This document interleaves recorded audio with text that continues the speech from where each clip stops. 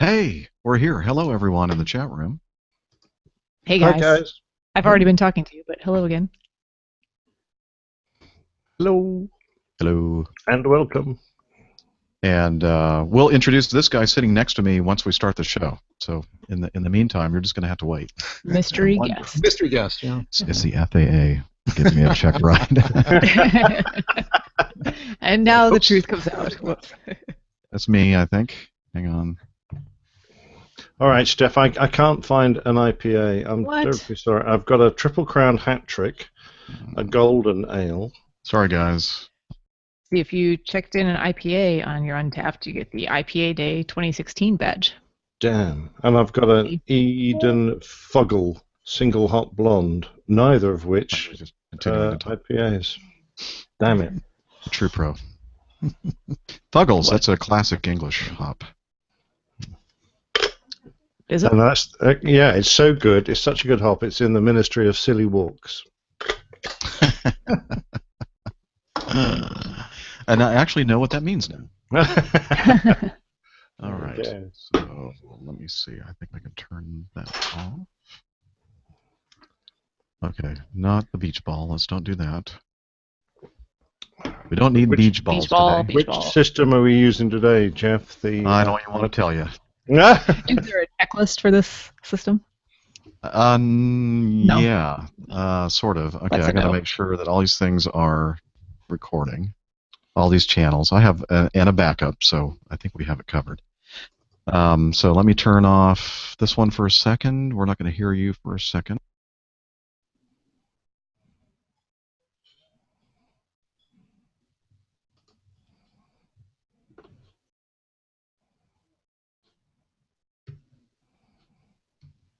Okay. Do you still hear us? You're back. Do now. Yes. Okay, great.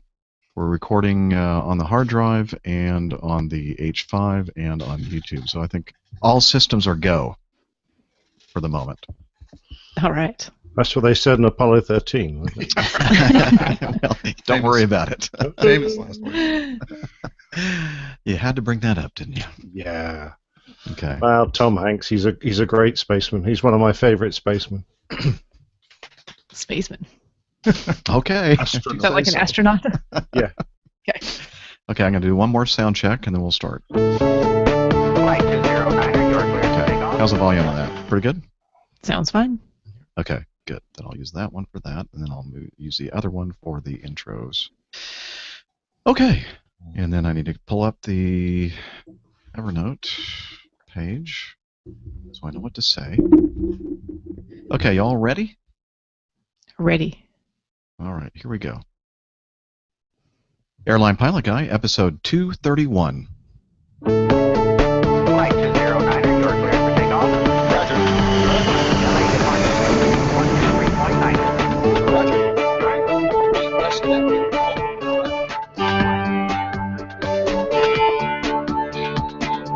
Hello, you're listening to the Airline Pilot Guy Show, the view from our side of the cockpit door. I'm Captain Jeff, your host, broadcasting live from Studio 1407 in the downtown Tampa Hilton.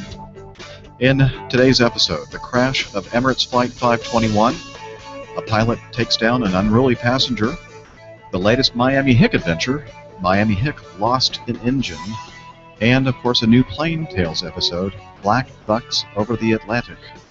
So, get all settled in. Tray tables and seatbacks in their upright and locked positions. Electronic devices powered on. Flight 231 is ready for pushback.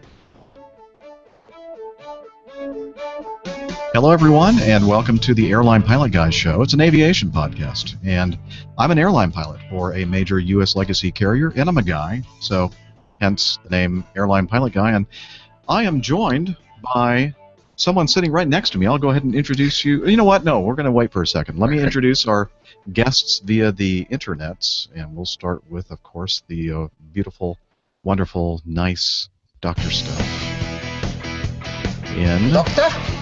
Charlotte, Doctor? North Carolina. Doctor? Doctor?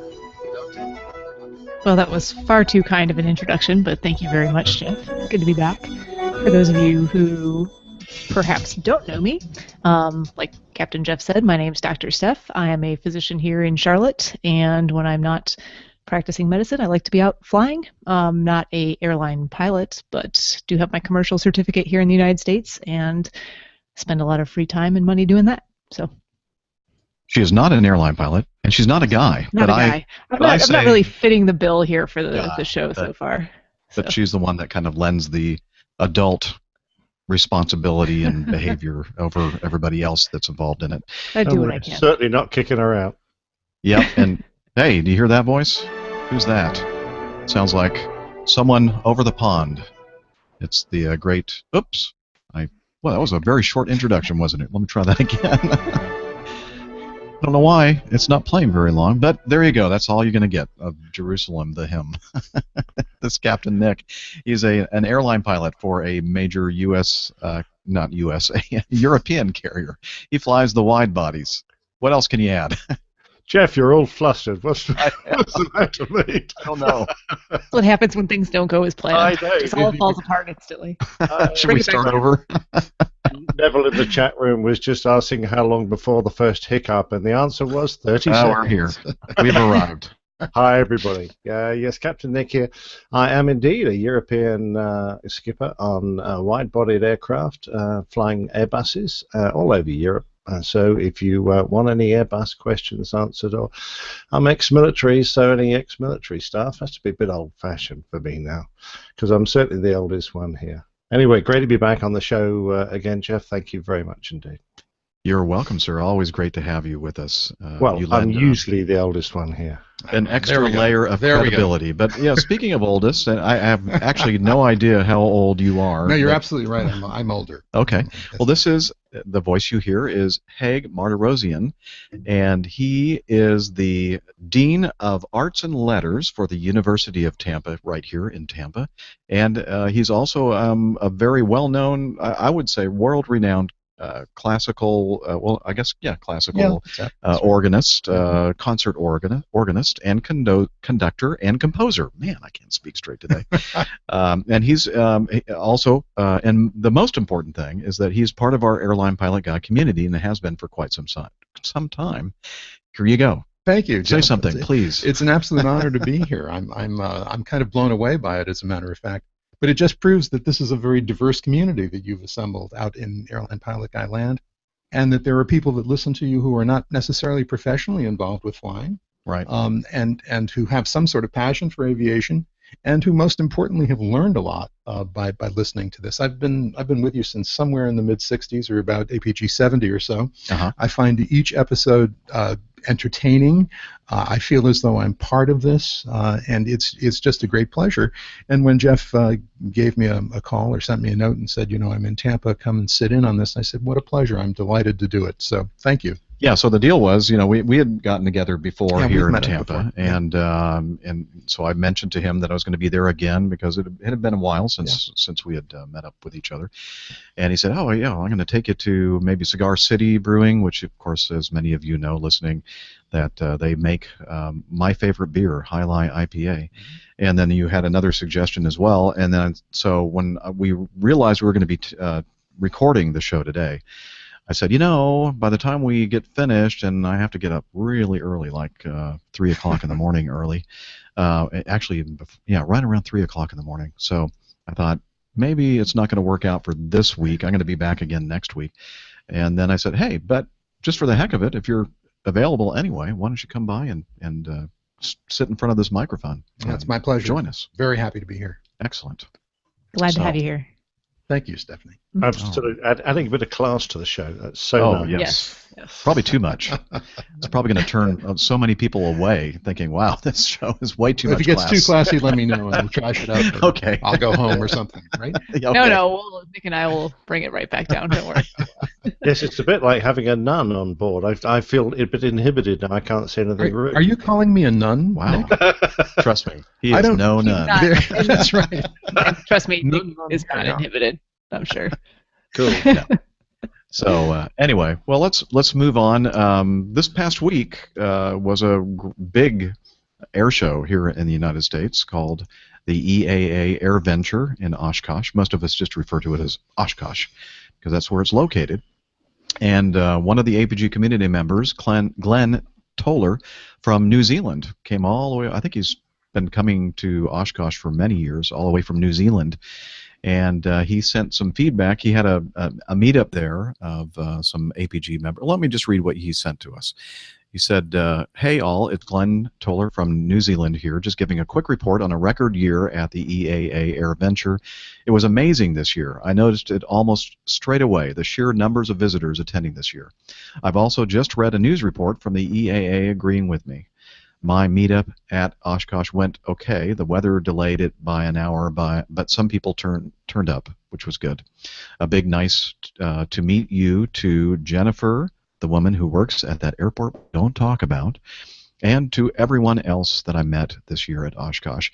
I did also do some plane spotting at Chicago O'Hare Airport with a guy called Lou, who said he will now listen to APG. Also, hey Lou, if you're listening. And also there was Jennifer and her friend.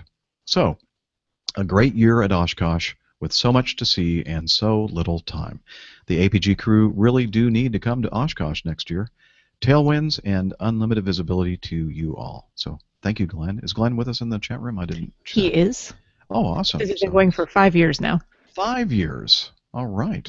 Glenn Toller, am I pronouncing your name correctly? Towler? Toller. I don't know. It looks like Towel, but it could be Toller, and so he's going to give us the definitive answer.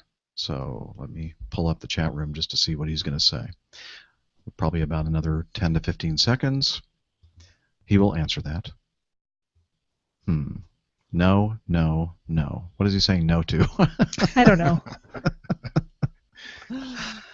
All right. Well, we're just going to have Glenn on sometime. He's just going to have to tell us how to pronounce his last name. Okay. Glenn from New Zealand. There you go. Well, okay. There you go. So that's a good idea, Steph. Just don't even mention the last name. Don't worry about it. So. Yeah, so many of the folks here in the chat room live with us today and also listening right now did attend Oshkosh, and I kind of followed it through the social media, and it looked like everybody had a great time. And let's see, what else?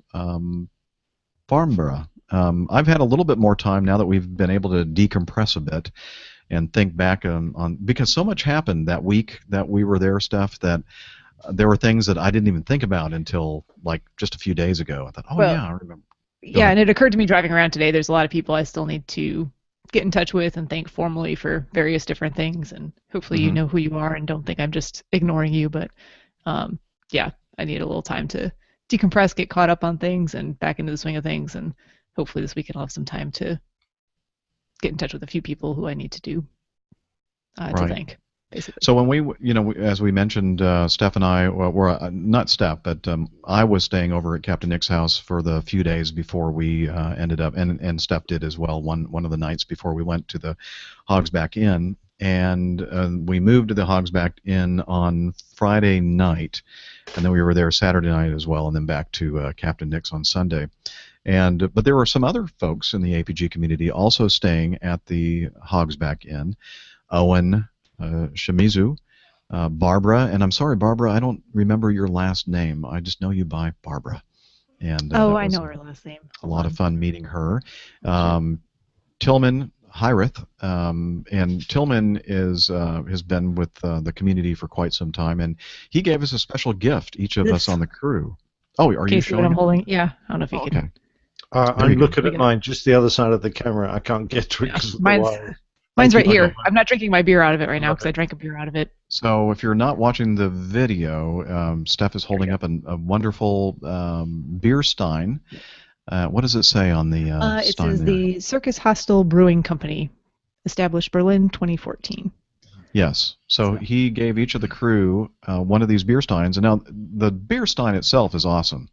But the best part of the beer stein is the fact that we are supposed to take that with us when we visit him in Berlin at his brewery, and he said it's an endless or empty or what do you call it? Bottomless. They're all personally engraved to us, and it says this glass is bottomless, and that's got my name on it. How large is that, Steph? Is that a liter or half liter? It says 0.5 liter, half liter. It's half liter. Yep. Yeah, I did ask him about that, and he said it doesn't need to be any bigger because I'll just keep refilling it for you. That's right. So thanks a lot, Tillman, for that. Tillman also gave me like a little a DC-9. He said he was looking for like a little model, like one of those die-cast models, and he was looking for one in Acme colors, but he couldn't find one. The best he could do was find one Northwest Airlines, which thank you very much for that. So, and Neville beat me to it. I was trying to find Barbara's last name. It's Barbara Parrish. Parrish, thank you, Barbara Parrish. And she was delightful, and I had breakfast with all of those folks for a couple mornings there at the hotel. Also, Short and Masha from the Netherlands were with us for quite a bit of the goings-ons, and it was also good to meet. It was good to meet both of you, but especially Masha because she's been in the chat room and she's met up with Rick before, so it was nice to finally put a real person with the name. Absolutely. And if I've forgotten to mention you specifically, whoever you are listening right now, saying, "What about me? How come you're not going to talk about me?" Because I can't think of everybody. I'm just trying to. Our memories are terrible. No, yeah. Our memories are fine, but there's just a lot of people, and we met up with so many of you out there, and it was so fantastic, and we really appreciate all of you coming out and meeting up with us, and you're great. Thanks. How much time did you actually spend at the air show as opposed to the various social functions that were wrapped around this event? How would you answer that, Steph? I spent more time at the air show than you did. I don't know. Yeah. Well, I think because that day that I left early that first day that we went to the air show, because unless you were at the air show before that, I don't know, but because I wanted to help the technical crew set up the audio and the video and that kind of stuff. But yeah, we were there all day on Sunday for the most part. Yeah, we were. You know what? Honestly, we were there more than I thought. I was there more than I thought I was going to be. So I had a great time. Beautiful aerial displays and static displays and that kind of thing. And yeah, but really the main reason why, for me, I'm speaking for myself, to go over there was for the meeting of the community and not so much the air show. Although I love the air show, and who doesn't love watching airplanes fly around and perform amazing feats? But for me, it was meeting the people, and so mission accomplished, I'd say. So I'm still fondly remembering a lot of the stuff that went on, and what helped me also is a video that Neville Bounds, our audio expert, and he did so much to help out with transportation and logistics and everything with this whole thing, and well before we even arrived in England. And he put together a video montage, and that you can find on our YouTube channel. And I'll put a link to that in the show notes, or just go over to the Airline Pilot Guy YouTube channel, and then you'll be able to watch the montage that Nev put together. So thank you for doing that, Nev. And let's see, what else? Just speaking of the folks over in the Netherlands real quick, is it this weekend that they're having a get-together in Amsterdam? Yeah. It is. I don't have any of the details, I'm sorry, but I think it is. I'm sure that they're in the chat room right now talking about it. And I think Nev is going to actually be heading over from England over to the Netherlands to take part in the meetup. I think that's happening on Sunday the 7th, if I remember correctly. Okay. One wants to correct me in the chat room. When I see that come up, I'll interrupt. And yes, Sunday. I don't know what time though. Thank you for mentioning that. I meant to put that in the notes and I forgot. So another APG meetup there in 11 a.m. local. There you go. Okay. All right. Great. So let's see what else. Oh, was it the last show that Captain Nick, you were talking about the airplane that had the airplane sitting on top of it, and you were trying to recall the name of the thing? That's exactly right.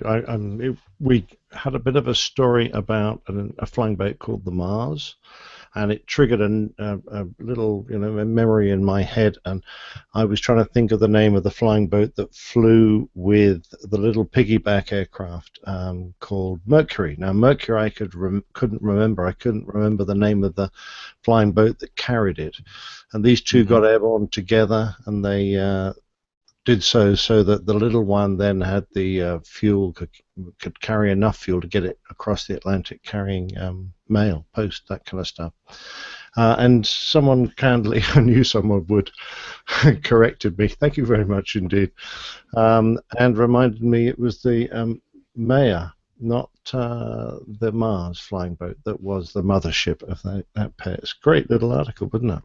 Thanks to Ray Williams, my neighbor to the north in Alpharetta, Georgia. He sent several links, some scans from a book that has pictures of the Maya and the Mercury. And so we'll put all that in the show notes to check it out. And so thank you, Ray, for that. He's also a fan of Elgar's Land of Hope and Glory, I noticed. Yes. Yes. He Had a lot to say about that. Yes. Let's see, what did he say here? On the other hand, I might have had an attack of the vapors and taken to my bed when the realization struck me that you know of Benson and Elgar for Land of Hope and Glory and the William Blake and Perry, thank you, C.H.H. from Perry. Jerusalem. And yet the Mayo composite has not been so engraved in your memory. Ah, what a waste of education. I have to compliment the entire crew on their depth of musicological knowledge. This is really quite stunning. Is that a real world musicological? Yeah, absolutely. I think you're absolutely. making that. No, just I'm not making making that it up. I'm not smart enough to make up words like that. Well, I'm really impressed that Ray has a copy of 1938 Jane's All the World's Aircraft. Wow. I have a feeling he might have snuck that off the internet, but if he actually has them, because I don't know if you've ever seen those, on the Air Force, every squadron had up-to-date copies and copies going back so that we could look at all the world's airplanes on it, and they are like enormous. They're like the full volumes of Encyclopedia Britannica. They're ginormous. And I thought if he's got all those volumes back to 1938, he can't have much room left in his house. I think that was when he was in his late teens in 1938 when he collected that first. I'm just kidding, Ray. He's going to kill me now. I love it. All right. Well, let's see. Anything else to talk about before we go on with the Java Jive and the Coffee Fun? One more thing written there, but I don't know Do I? what you want I to should say probably about look at that then. Oh yeah. So some of you may have noticed that there's a certain co-host, part of the APG crew, that hasn't been with us for a long, long time. We were hoping last week he was going to be able to join us, but didn't make it home in time. And that guy, of course, is Captain Miami Rick. And he is not available again today. I think he is somewhere, I don't know exactly where he is. He's at the beach. He's at the He's beach been in California. Yeah, just Northern saw a tweet of his California. when I met- Yeah. Or San Diego, maybe. But I think he's off again, and I think he's going to be in Seoul, Korea on Saturday. And he told me, hey, let's do a feedback extra. And so I know that I'll be there, Rick will be there, hopefully, and then maybe the rest of the crew as well. We're not sure how our schedules are going to work out for Saturday, but we're planning on doing a feedback extra this Saturday morning, Eastern time, so probably about 10, 11 o'clock in the morning on Saturday. So whatever that time is for you, you'll have to figure that out. But I'll try to put out a tweet and post on Facebook to let you know when we're planning on starting. So hopefully everybody missing Miami Rick will get their Miami Rick fix. I noticed, just if I may interject, Ray has written in the chat room that his 1938 Jane's All the World Aircraft is a dinkum book, but a reprint. So that's his way of saying it's a real book. So he actually took those pictures then. Yeah. Nice. Yeah. So All right. there you go. Well done, Ray. Well done, Ray. Absolutely.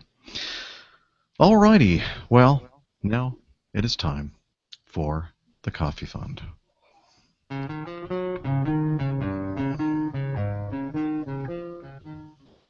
Why is it doing that? My whole soundboard, every time I push the button... Is there a setting, like a global setting, that just There cuts probably it out is. after? Let me try this again. Maybe it was just I'm pressing it and holding it too long. Okay, so it seems to be working now. So when I use the mouse cursor on it instead of my finger. Okay, so here we go. Johnny, how much more coffee? No thanks.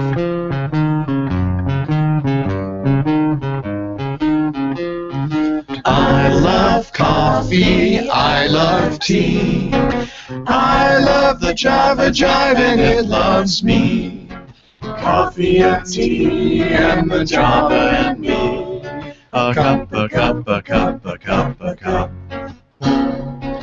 I love Java, sweet and hot. Whoops, Mr. Moto, I'm a coffee pot.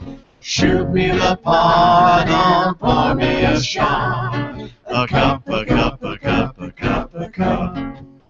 Oh, slip me a slug from the wonderful mug. I'll cut a rug till I'm snug in a jug. A slice of an onion on a raw one. Draw one. Waiter, waiter, percolator. So hey, if that doesn't make you sick, I don't know what will. Well, we're not going to get any contributions next week, then. They'll be sending you bills. Let me turn that down a little bit. But at least nobody's going to ding me for a copyright violation, I hope. Okay. While they continue singing in the background, it should be getting softer. There we go. Okay. We're going to talk about the folks that contributed, at least before we started singing, since the last episode. And those would be Stephen Horn and Burl. Oh, I'm sorry, that's Jeff DeConti. And also, new patron since the last show, Randall Shepard. So all of you, thank you so much for your Coffee Fund contributions, part of the Coffee Fund cadre, and please accept my apology for Haig and my rendition of the Java Jive. But we thought it'd be fun to sing. So there you go. Oh, we're supposed to be singing now, I guess. Taking it slow, waiter, waiter, percolator. Okay, that's enough. We have fun with that. So hopefully that's an earworm for you. You'll be singing the Java Jive for days to come. And now it's time for the news. Stand by for news. Okay, it did it again. Why is it doing that? Okay, here we go. Stand by for news.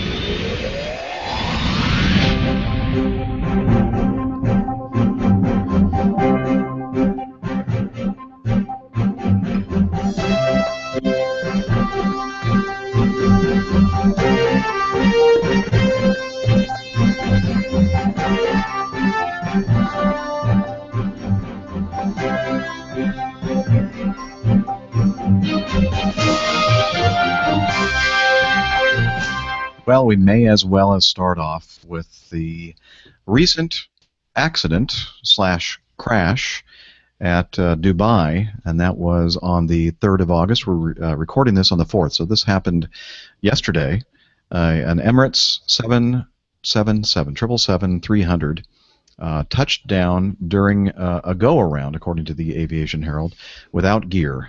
And the aircraft touched down and came to a sliding halt on the runway at Dubai, runway 12 left, and all people on board, I don't know how they managed this, but all 282 passengers and 18 crew members were able to get out of the airplane without dying. I think there were some minor injuries, but I think 13 minor injuries, yeah. 13 minor injuries, and one firefighter did die. Yeah. One firefighter did die, which is sad. But I have some audio for us to listen to if you want. The tower controller, and this is kind of just leading up to this accident. That's not the one I'm supposed to play. Here we go. Hello, Emirates 521.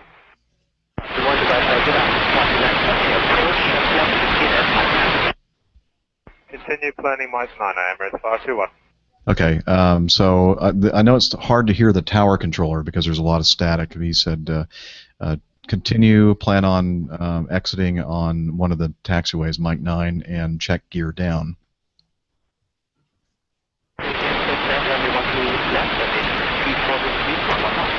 Okay, he said clear to land on 12 left, and then Emirates responds. Clear to land 12 left, Emirates 521. Target Emirates 565 with you. This is the airplane behind them, Emirates 565. Mike 9, 565.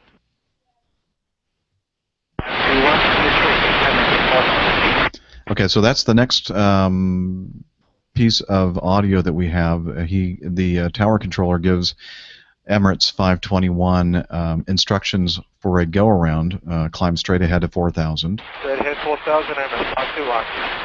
And then some time elapses, and then you hear somebody say, "Did you see that?" I think that's what they say. Let's see.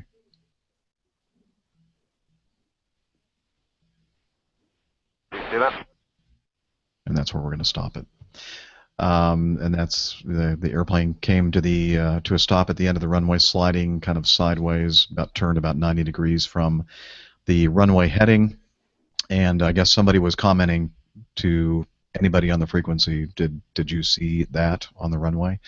And that's it. That's the only thing that I've heard from air traffic control communications. So I did see on the Aviation Herald that, according to some transcripts from the air traffic control there, that something was expressed about the gear not being up or experiencing some kind of a problem, and perhaps the Emirates flight initiating their own go-around, or I'm not sure. Do you guys know anything more about this? I don't know any details. No, not that beyond I've what you had. just said. Yeah. What I think is interesting. What I think is interesting about this whole thing is that the media calls this a crash landing. I'm thinking, well, I mean, to me that doesn't really fit the bill for a crash landing. I think this is a crash that happened while they were attempting to land, or perhaps a crash while they were attempting a go-around. But it sure does seem suspicious, and I can't wait to hear some of the results of this investigation, whether they just forgot to put the gear down, or if they forgot to put those up on the go-around. I mean, I think we'll get a lot of details on the timing of everything, how everything worked out, that we just don't have right at this moment. So a few of the news reports I heard talked about wind shear and the possibility that they were attempting the go-around, but whatever the loss of speed was or whatever drove them back into the ground. But my question for you would be, wouldn't you, if it were a question of the gear operating properly, wouldn't you wait until you had a positive rate of climb out of there before retracting the gear? Yes, you would. Yes, you would. And, there were some wind shear advisories in effect at the time, but nobody on the frequency mentioned anything about actual wind shear occurrences. And I might add that during a wind shear go-around, we don't actually move anything. We leave the aircraft configured as it is, which is the difference between a wind shear go-around and a go-around for wind shear ahead or a normal go-around, where we would raise the gear. But again, you're quite right, Haig, once we've got positive rate of climb. Although, some people can get into the rhythm of doing it and call that a trifle early. I don't know. I don't know what the 777 procedure is, but I'd be very surprised if he made an approach with the gear down, Jeff. I mean, unless his GPWS was US, the aircraft would have been screaming at him for the last few hundred feet. So it's very hard to ignore all those warnings. Right. Of course, all of this really is speculation on our part, but Dave W. in the chat room is speculating.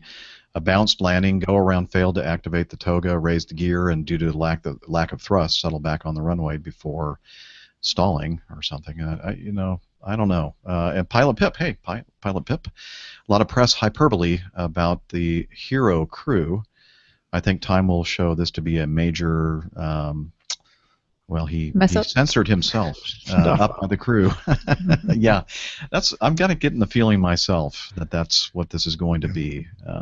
Exactly how it happened or what they did or forgot to do is going to be revealed, I guess, as time goes on. But wow, I mean, I think it's amazing that nobody got seriously injured or died, other than beyond the firefighter that was firefighter in the course of fighting the fire. Because did you want to mention the luggage, the handheld luggage, and the evacuation? So, the latest thing. I mean, that's even more miraculous considering. So somebody took the time to take a video, pull out their phone. Yep. On their phone and may I ask people, please, if you have a phone and you're doing video, could you turn the phone sideways and put it in landscape mode, please? It's like he was just holding it in his hand, but it was, I mean, I know, but I mean, even the videos that people take, of the thing coming skidding to a halt, they're all in portrait view, not landscape, and it just drives me nuts. But anyway, I'm an old fogey, so maybe I just have to get over it.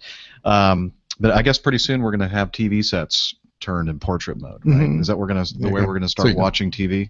watch your videos on your TV. Yeah. Anyway, so somebody took the video with their cell phone, and there's smoke in the cabin, and they've just Everyone's crashed, grabbing their stuff. and they're Grabbing their luggage. Like actually taking time to open the overhead compartment, pull out bags. There's like little kids crying, and smoke filling the cast. Well, it seemed to me too that there wasn't that much of a mad rush for the slides either. They were No. being fairly like- civil and orderly on their way down the aisle. Yeah. And the flight attendants are yelling, "Leave the luggage, move it, jump." Mhm. I wonder if there's a moment where people just sort of freeze and forget Maybe what they're the in shock or circumstances. something. Yeah, exactly. Yeah, I Forget don't what the know. I've never been in a crash, so Or- I don't know. Maybe just didn't, comprehend the severity of the situation. Yeah, I mean, I'm sure this dark, thick, black smoke is normal. That's Well, right. I don't know. Yeah, You never know. yeah. Maybe they've never flown before, and they thought that this is a normal thing. It's time to get off the airplane. Don't forget your bags. Oh boy, yeah. So it's going to be interesting to see exactly what happened here. And somebody mentioned somewhere I was reading. I don't know if it was on Twitter or somebody emailed something to me saying, "What about like implementing a system that like locks the overhead bins so people can't open them?" I think people would just be standing there like frantically Yeah, trying to open it and blocking the aisles. All 280 passengers died today while they tried to open the locked Pushing bins. their flight attendant call button to ask if they could come and open the overheads. Maybe not a good idea then. But actually, with all that heavy stuff over your heads, it's not such a bad idea to have an extra security lock on it to stop them flying open in the event Yeah. of an impact. Yeah. Because that frequently happens, and frequently is the cause of injury and perhaps death. I don't know if the rest of you, I've seen overheads just open during flight when they haven't been fully latched. Yeah. And not even with turbulences. Some people just be sitting there and It's just sitting the there until they in just flight pop fuselage open. bends a little bit, Yeah, flexes exactly. a little bit. Yeah. Yep. Yep. Father Corey, you're very, very funny. He says, "You mean black smoke after landing isn't normal on Acme?" All right. Always someone in the crowd, No respect. No respect. Anyway, well, anything else you want to say about this incident over there at Dubai, crew? Yeah, it was a Boeing. Oh, you had to do it, didn't you? I'm sure if that had been an Airbus, this wouldn't have It would happened. have been white smoke. Right. It would have smelled really pretty. Does that mean Airbus is going to be the next Pope? That's right. It might. All right. Perhaps you heard about this incident, which is pretty cool. It was another newly released video by the Lexington Herald-Leader showing a Lexington man being subdued by a pilot after a confrontation with a flight crew on an American Airlines flight from Lexington to Charlotte. The Lexington native Brian Colon, 23 years old, shot the video on July 21st that ended in the arrest of Michael Kerr, who worked as a cook at Portofino until he was fired last week. And if you've seen this video, you'll probably see why the restaurant fired him, because he had a few too many drinks, according to the article Jack Daniels. One article I think I read he had 5, another said 3, but it 3, doesn't matter. This guy had too many. more than he can handle, apparently, and he is just basically out of control. And he starts yelling for people to get off the airplane. Of course, they're waiting for the jetway to come to the front of the airplane and get into position so people can start getting off. He starts pushing people around, and then eventually he gets in the face of one of the flight attendants standing near the front of the aircraft, and she's being very polite, saying, you need to sit down, you need to go back, you need to wait, and he's yelling, and basically he's trying to get by her and pushes her down into the galley, and that's when the captain basically said that's enough and tackled this guy and said basically, you don't put your hands on my flight attendant. Again, there's a video of it. Let me play a little bit of it, and we can listen to a little bit of what happened. But I'll put a link in the show note. You can watch the whole show notes. You'll watch the whole thing. Take a seat. Move. I said take a seat, sir. I don't want to take a seat. I don't care what you want to do. You're going to take a seat right now. No, I'm not. Uh-huh. Yeah, you're going to let me by. Sir? But I'm going to get by Sir, sit down. without you or his... Are they here? Close that door. Why? He's trying to get Why by are the you flight attendant. closing my connection? I'm trying to help you. I know. You're He's not trying to help them. listening. Do you mind just sitting down really quick? No, I don't. Sir, I'm trying to do... Sit down. And this is when the captain's tackling him. Enough! You don't put your hands on my flight attendant! Enough! Yep, You hear me? yep. Yep. And then he basically threatens the captain, saying, "This is going to be on Facebook." And I go, yeah, he's right. Yeah. He's like, yeah, it is. I'm scared. It's going to be on Facebook. It's going to be on national Twitter news, everywhere. We're gonna hand it over to the police when they get People here. on podcasts are going to laugh at Yep. you. Yep. Oh. He faces charges of being intoxicated and disruptive, assault on a female, communicating threats, and interfering with a flight crew or attendant. According to the Charlotte Observer, he was arraigned in federal court, by the way, on Monday and released on $20,000 bond. So not only did he lose his job, but I think he's gonna have some a other rough problems. time of it after this. Yeah. Have you ever had an incident like that, Jeff, where No, you've had to thank intervene? goodness. No.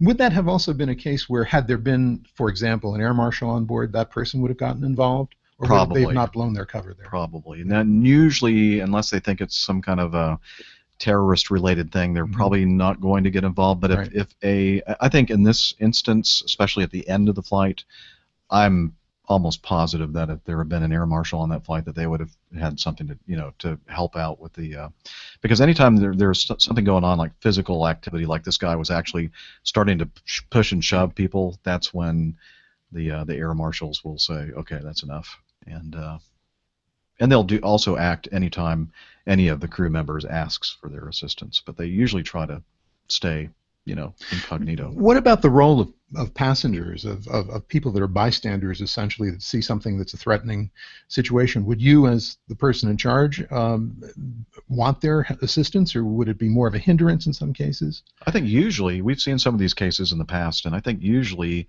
the passengers do become involved, and I'm all for it. Right. If they can kind of handle the situation themselves. And a lot of times, in this case, they had already arrived at the gate, the cockpit door had opened up, and so now we're allowed to get out of the cockpit and do whatever.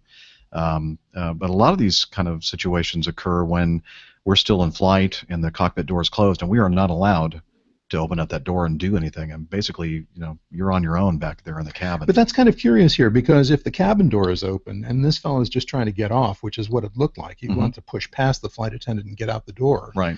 Would another way of handling this have been to simply let him get out? Just let him go.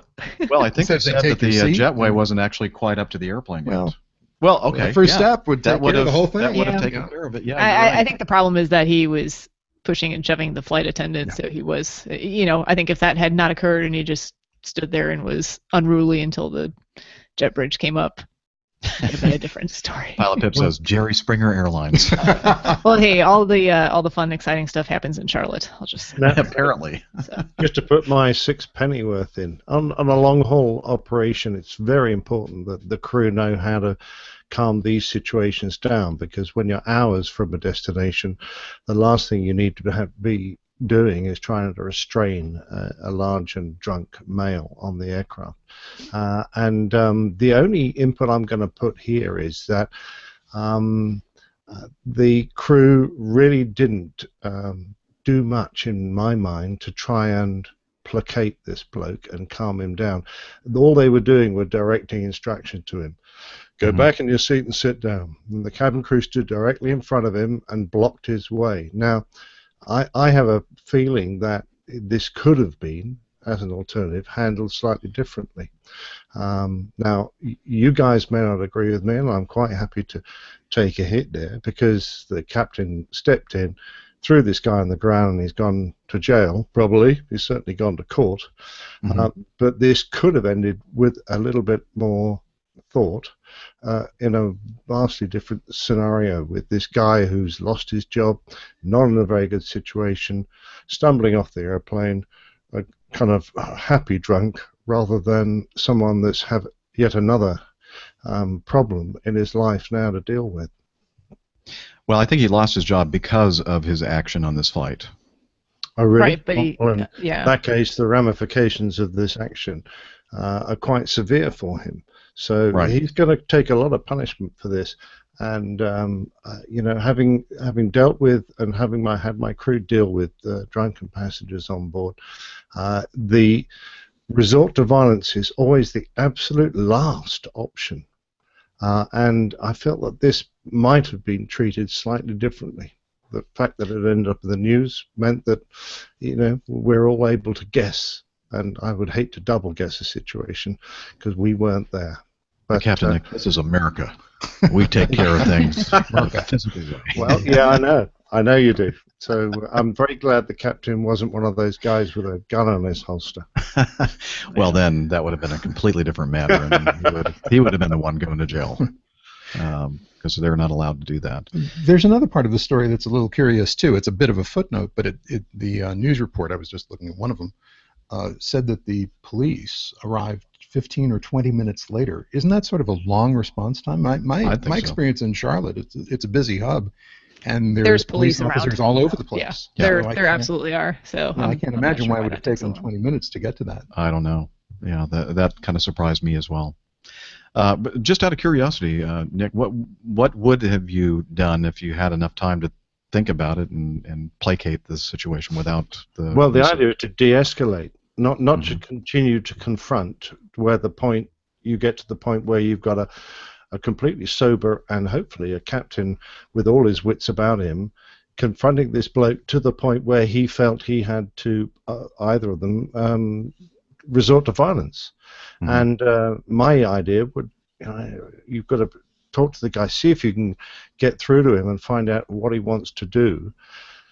Then if you can, you draw him slightly to one side into the galley area where you can say to him, you can't let you off now. We can't let you off because the door's not open or whatever reason. But I didn't see anyone trying to find out what his problem was. There was just a straightforward, no, you can't do this. No explanation, no attempt to explain to him, to get through to him that there's a good reason why he can't do this. Because there's no way you can get off the airplane at this point. Yeah, that might have been the situation. It's going to be a long way down. Or it might have been. It might have been just that they're trying to disembark the first-class passengers first. I don't know. But if that was the case, and this guy ended up face down on the carpet, just because they wanted to disembark the first-class passengers first, and they couldn't see themselves letting this drunk in amongst them. I'm not quite sure whether that's entirely fair. Well, now that's a great idea. It says Captain Nick's response might have been, "I say, old chap, do you fancy being a guest on the APG show?" There's a good fellow. No, he would have made an interesting guest. I would have thought he might have offered him another drink. There you go. Yeah. Well, you see, now there's an option. Pull him to the side and say, "Well, hey, let's have a drink and let's talk about it. Let's try come and up here in the cockpit. This is where you have the good stuff." I'll say this: I agree with Captain Nick here. I think violence, even if someone is already showing tendency toward violence in this case, if he was pushing and shoving that flight attendant, you still want that to be your option of last resort, I would think. And that's just my personal opinion there. But, and this is just an aside, and it doesn't have anything specifically specifically related to airline operations or how flight attendants or flight crew do their jobs, but in a lot of different scenarios and job situations and professions, people are given kind of a script of what to do for things, and they don't think outside the box of how to maybe manage each individual situation. They just stick to the script and they follow it kind of to the T. And it's, if someone's getting up where they're not supposed to be getting up, the script is go back to your seat, please go back to your seat, please go back to your seat, without thinking, well, why is this person not going back to their seat? What else can I do to, remedy the situation? I see that happen in other situations, other scenarios, and it doesn't mean that that's the right thing to do. You should follow the guidelines for whatever, your company wants you to do. But like Nick said, it's sometimes calls for a little bit more critical thinking and common sense. Yeah, my natural reaction would not have been to just leap on this guy and tackle him to the floor. I mean, because I'm not. That's good money to see that. My makeup. He looked bigger than you. Oh, yeah, absolutely. Even if he was smaller than me, that would not be my. I'm just not that kind of guy. Everybody knows me that I'm not the guy that's going to, tackle somebody to the ground. Now, if he started swinging at me, then maybe that would be a different reaction. But he was being a little physical, and he did push the flight attendant down into the galley. But if she had not resisted so much to try to keep him from entering that space, perhaps that wouldn't have happened either. So I think these are all valid points. But I think the cool thing is that we got to see somebody tackle a drunk guy, and it's on video. That's really fun. And we got something right on the show. Okay. All right. Well, with that, I think it's time to get to the best part of the show, which, of course, is your feedback. Captain, incoming message. Okay, I think the first thing that we'll start with is a piece of feedback that we received mid-June or so. We're getting there. Sent in by Kevin, and it has to do with one of our favorite subjects, which, of course, is chemtrails. Of course, they're really contrails. But he said, APG crew, I sent this feedback for APG 179. Didn't you get it? Just kidding. He's Sorry, man. making fun of the fact that we're a little bit behind. In fact, I meant to throw this one into the trash. No, I'm just kidding. So he says, I'll keep it short, and there's a 0 chance of this making the show. What? I'll keep it short, or there's 0 chance of this making the show. Oh, okay. Any idea why the chemtrails in the attached photo are making U-turns? This is looking north from the Portland area towards Seattle. I saw several of these that day only, avoiding a temporary flight restriction, a TFR, needing to go back and more thoroughly spray Tacoma to rid the aroma. Oh, that's not fair, Kevin. Doesn't seem very green, burning all that extra fuel. And he says, cue the going green. So the first time we play it, inside of an hour. And That's again, fine. Classical very music. green. yeah, it is. So there you go. There's our going green. So what do you think? That we're looking at the picture. If you're listening to the show, you'll have to look at this picture in the show notes. And basically, it's a shot of contrails that are in a curved fashion. And I think I know what's going on here. But let me see. Dr. Steph, do you have any ideas? I think they were doing donuts, or the equivalent of donuts to this guy. That's No. my official answer. That's not it. Captain Nick? I think it was that chemtrail 727 we saw at Farnborough that he's doing some practice maneuvers up there. Well, you know what? I think I'm going to have to go with my non-aviation expert, Haig, which is going to give us a better answer, I'm hoping. What do you think? They're just following the crop circles. Oh. Okay. I guess I'm going to have to be the straight man here. No, I think what's happening here is that they were all in a holding pattern. And that particular day, there may have been something going on in the Seattle area, some kind of a delay program. And being that it's between Portland and Seattle, I'm sure that there's some kind of a holding fix on some of the arrivals coming in from the south heading up to Seattle, that they needed to delay some of the traffic. And that looks like a classic holding pattern, that you would see if they were spinning contrails up there. So But such a boring answer. It is a boring answer, yeah. Absolutely. Would you be holding at an altitude high enough to be? Yes. Yeah, because it's not unusual to initially start your holds in the mid 20s, and sometimes even higher, and you can spin contrails at that altitude based on the atmospheric conditions. There were some other good guesses though from the chat room. Oh, what did they think? So they were following MapQuest. Make Okay. U-turn when possible. Okay. And catching Pokemon. Yeah, there you are. that's Masha's suggestion. That's the good one. Well, I think I know what it is. It's they forgot the Colombian coffee. Do you remember that old commercial where the airplane Yes, is? the airplane turns around and goes. And I back think to he was Colombia. actually had a contrail coming. Yeah, out he of- did. He did. That's the actual answer. It's All right. Juan Valdez. Well done, Ray. That was his suggestion also. Oh, thank you, Ray. Great minds think alike, right? Mhm. Okay. So hopefully that helped you out, Kevin. He said, thanks for the great show and your response. And he says, your Oregon man, Kevin, to avoid confusion with Micah from the other Portland. So, yeah, it's kind of a confusing thing. When we used to have paper Jeppesen charts, Portland, Oregon, and Portland, Maine were right next to each other. Portland, Maine first, because I actually do know the chronology of the alphabet. MNOP. Yeah. And did I get that A right? before L. Maine first before O? A before L, yeah. A before L. Thank you very much, Steph. That's kind of a private joke. Yes. And so a lot of times when we'd be doing our, what do you call it? I've already forgotten what the term is called. When we do our, every 2 weeks we get the Jeppesen Your changes. Updates? Revisions. That's what we Revisions. call it, revisions. So when we do our revisions every couple of weeks, and we had Portland, either Portland, Maine or Portland, Oregon in there, guess what? About at least 50% of the time, I would pull out the wrong one from, it was supposed to be the Maine one, and I, pulled it from the Oregon one and whatever. And then when you were actually going to the airport, you're wondering why you don't have that approach or you don't have the airport diagram. Of course, you do know why, because you threw it away. Anyway, attention to detail is something that is not always there with me. So, thanks, Kevin, for your feedback. Moving on to Rob. He has a question about the North Atlantic track. And I'm going to let you read this one, Captain Nick. Rob says, hello, Captain Jeff, Captain Nick, Dr. Steph, and Captain Rick. I completed a trip to Switzerland today. Arrived back, I'm in Miami tonight. I've been to from Europe many times, and this is the first time we did not take the North Atlantic track in all my flights in and out of Europe. Is this unusual? Today is the 19th of the 6th, or as he likes to put it, the 6th of the 19th. I think this is a question for Captain Nick or Rick. Well, he's not here, so it's down to me, since they both fly European routes.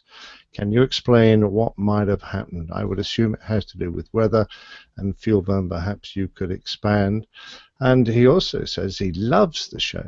Keep it going. And he sent us a donation, so that's great. That's the only reason we're playing this, but thank you very much.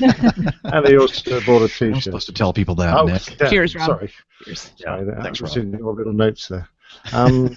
So he's attached a little photo of his seatback map there that you get, and it shows a wiggly yellow line out of Zurich, heading off towards the northwest coast of France, and then more or less a straight line across the Atlantic down to Miami. And he's wondering why they went that way.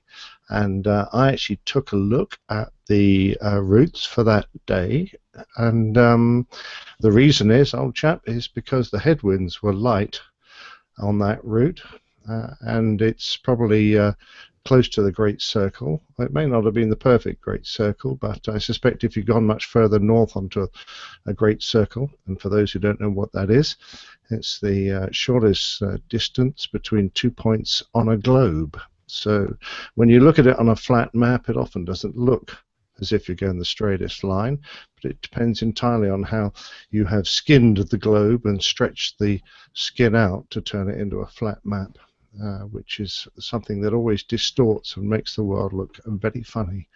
So the reason he's down there and not further north than you might have had before is because he's probably avoiding headwinds and trying to take as short a track as possible, all to do with fuel burn. Very little to do with weather. There's usually not significant enough weather on the Atlantic to disturb the track orientations unless there's significant turbulence. That can sometimes move them. Now, to say he's not on a North Atlantic track would not be correct. He's crossing the Atlantic. He's going to be on a track. If it's one of the formal allocated NAT tracks, that'll have been laid down beforehand by the track organization system. He could be on a random route, which is one that's generated and just happens outside the period of the normal net track system. So it's not unusual at all. Done plenty of Miamis when I've got on similar tracks to that, and I think we've just about covered it. It's almost certainly headwinds which will reduce the fuel burn, so he's going on the most economic route he can. And so I didn't hear the frogs. Oh, I forgot. Darn it. Oh, damn. Oh well. Haig was pulling up something on his iPad. The Environment Canada charts for the the Atlantic Ocean tracks, yeah. westbound westbound. tracks. Mm. And typically, and depicted on the one that we're looking at, is that for today? That's today, yeah. Yeah. So they're up there along the making that looking at the Mercator projection, kind of a curved line, as Captain Nick just said. It looks like it would be way out of the way to go, but actually, if you picture a sphere, the globe, and the shortest line between Europe and the North American continent, it would be along that kind of routing, and that's typically where you see those tracks. So I do understand why Rob might have wondered why it looked like they were taking the longest way, but as you mentioned, the winds that day were not strong at all on the lower latitudes, and so it probably made more sense. It was more economical and probably faster to go that way. Yep. Sometimes there are actually organized tracks that go just about down that line, because there'll be some that will serve the more northern destinations. So out of London and down to New York and Boston, they'll go a northerly route, and sometimes the ones from mainland Europe down to southerly destinations like the Caribbean or Miami, there'll be a couple of organized tracks that will be on a similar track to that. But it depends on the day, and every day is different. Yeah. And the other thing that is portrayed on the site that Haig is looking at is the turbulence, significant, severe turbulence in some. Turbulence, yeah. Right. Almost all the way across, as a matter of fact, along this one routing. Not a good day to be traveling across the Atlantic, apparently. This would be today. a day, obviously, where you would want to go take way the up high. Yeah. northern. Well, that was a great answer, Captain Nick. I knew that you would know something about the North American or North Atlantic tracks. Well, I spent my time, they call them Atlantic Barons in the old days, where they used to call the guys that used to go across the Atlantic all the time, and now I am one. And even before that, I mean, they called them sailors on ships. I guess they did. Do they have a nat track system for them? I don't know. I don't think so. I think they were using, navigating by celestial charts, the stars. Well, that's how ICBMs navigate. Did you know that? That's really amazing. Celestially. Yes, Really? they do. They carry a navigator? Oh, yeah, they do. And he takes a star shot, and then he jumps out. No, seriously. I'm curious, Nick, did you begin in this business when they did carry navigators aboard transatlantic flights, and a little bubble up there with the sextant to take sightings off the stars? Well, I guess when I was in the Air Force, the civil aviation aircraft did. I remember doing a flight with my father in a BC-10, and he showed me the astroport in the roof where you could slam this device up there. But there weren't any navigators on there. The pilots did it. And a lot of airlines have required their pilots to be trained navigators as well. So the old man was a navigator, and he could do astro shots. But and in the early days going across Africa, there were no navigation aids. So if you're going to do a night flight, that was the only way you could fix yourself. Wow. Thank goodness for inertial navigation and satellite GPS. Oh, systems, you bet. yeah. All right, well, very good. So, Rob, hope that answered your question. I think it did. PDX James, Portland, Oregon James. Oh, another one from Portland area. Yeah. He says, PDX James here. It's been a few years since my last bit of feedback. However, I have managed to listen to every episode in the meantime. I think he has the APG syndrome.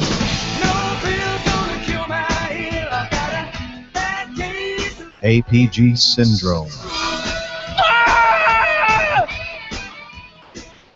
You guys can hear that music, right? Yes. Okay, great. Yep. And So- James, you absolutely do have APG syndrome. Yep. Sorry. Yeah, he does. And there's no cure. No. When I first started listening to APG, I was about 200 hours into flying and trying to finish up my commercial ratings. At that time, I was in a slump with training and on the fence whether or not to quit flying. Due to many setbacks financially coupled with weather cancellations, it was easy to become negative at times. This podcast kept me motivated. Listening to another episode every Friday became a must. Hearing where you were on a trip, things you were able to see and do throughout that week kept the flame burning enough for me to push through. I just thought you should know this podcast was a great tool in keeping the passion alive. Well, thank you very much, James. It's good to hear that. He continues, while finishing my ratings, I was able to get my foot in the door at a Part 135 air carrier. Hope that didn't hurt too much. Working as a ramper.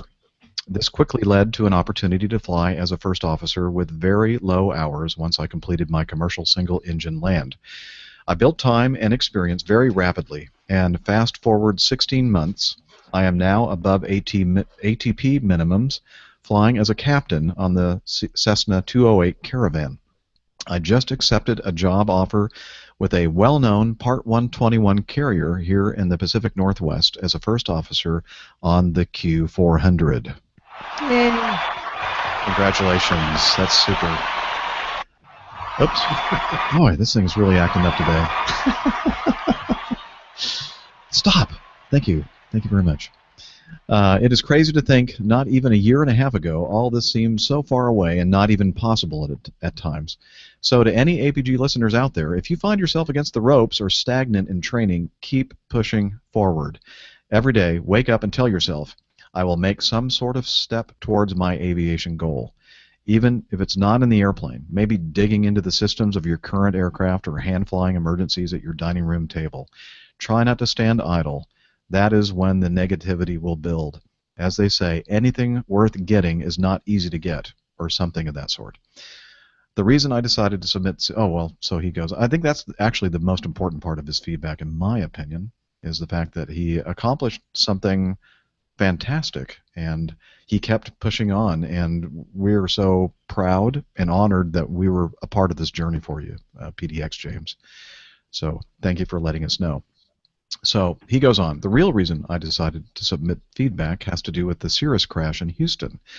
That story as well made my stomach turn. Listening to the confusion during that young lady's attempt to land in the hobby was very hard for me. As you were discussing this issue, the term personal limitations came up. This is huge. As pilots, we are all proud, capable beings. However, there are times as aviators when we need to realize the level of task saturation we are at. If we become overloaded, we need to accept that the situation is now beyond our capabilities and come up with Plan B.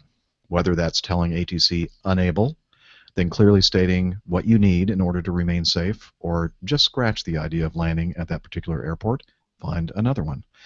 As I stated earlier, I started flying professionally at a very low time. This was great, but scary at the same time. There were flights when I was a first officer when I felt the situation was beyond my capabilities, and I let the captain know. They then took control of the situation, at which point I did everything I could to aid, since I just put the responsibility on them.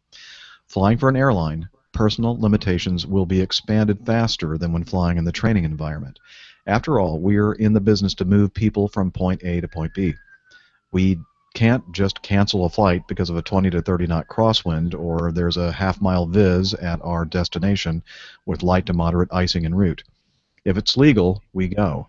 Well, most of the time. This is when the decision-making process becomes so crucial.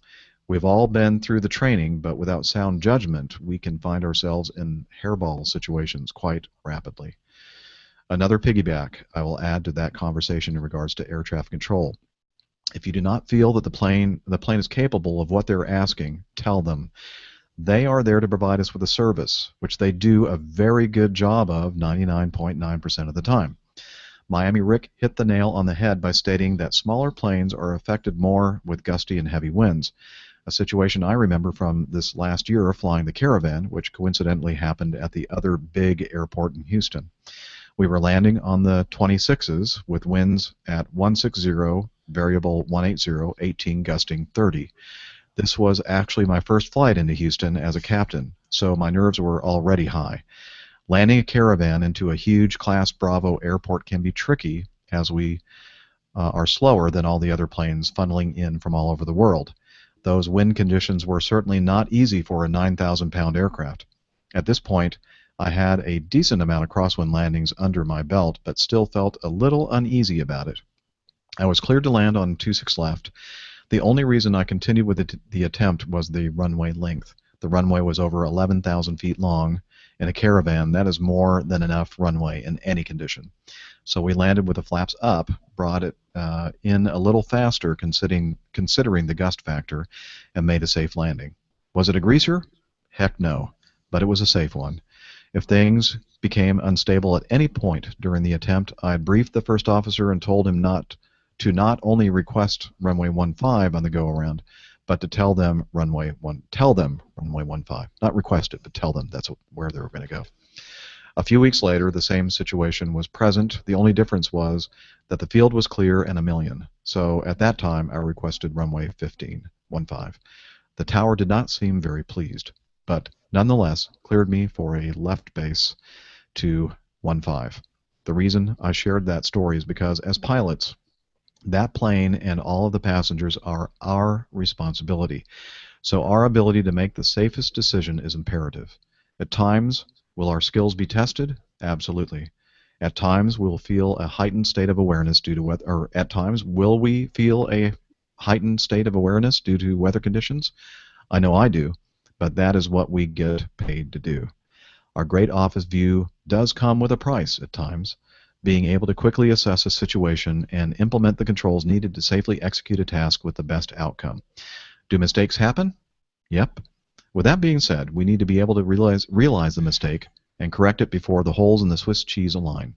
Sadly, the Houston Cirrus situation is the perfect example of the Swiss cheese model of accident causation. Now, there are many details of the accident that I am unaware of. Were the passengers licensed pilots or scared passengers along for the ride? I'm not sure I know that answer either. Maybe a touch of external pressure given the reason for the trip to Houston. Did the pilot have any experience in crosswind landings? Did she have any experience at busy airports? These are all unknowns to us for the time being, so figuring out the reasons for tragic outcomes should be left up to the real professionals at the NTSB for now. Hopefully the investigation will reveal some unknowns and we can get a better idea of what really went wrong. As much as we hate hearing of these stories, knowing that fellow aviators lost their lives, we owe it to them to learn from their mistakes. Well, that is all I really have for now, Captain Jeff. Thanks again for continuing to make this podcast an enjoyable product for us APGers. Cheers. And again, that's PDX, Portland International James. So, yeah, wow, you had a lot of great content in your piece of feedback there, James. The beginning there, the great news about being a first officer for a Part 121 carrier in the Pacific Northwest, and then very, very pertinent comments regarding that accident and the whole concept in general of knowing what your limitations are and knowing how to handle them. Any comments from you, Captain Nick, or Steph? What I like about this guy is that he has got a very firm grip on reality. He knows his personal limits, and he's not the least bit afraid to realize when he's coming close to them.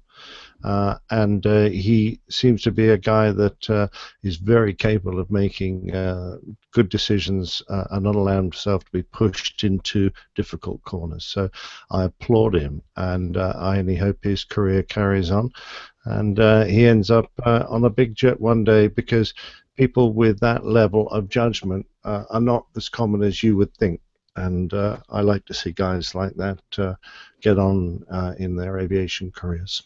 Yes, I think he has wisdom beyond his years of experience in the airline world. And the only thing I was going to add was I think it's probably not a bad idea to think about these different incidents and accidents, and then think about your own skill level prior to ending up in these situations. Think about, and consciously, you don't have to write them down, but what are your limitations? Do you know what your limitations are? What you would feel comfortable with in certain situations?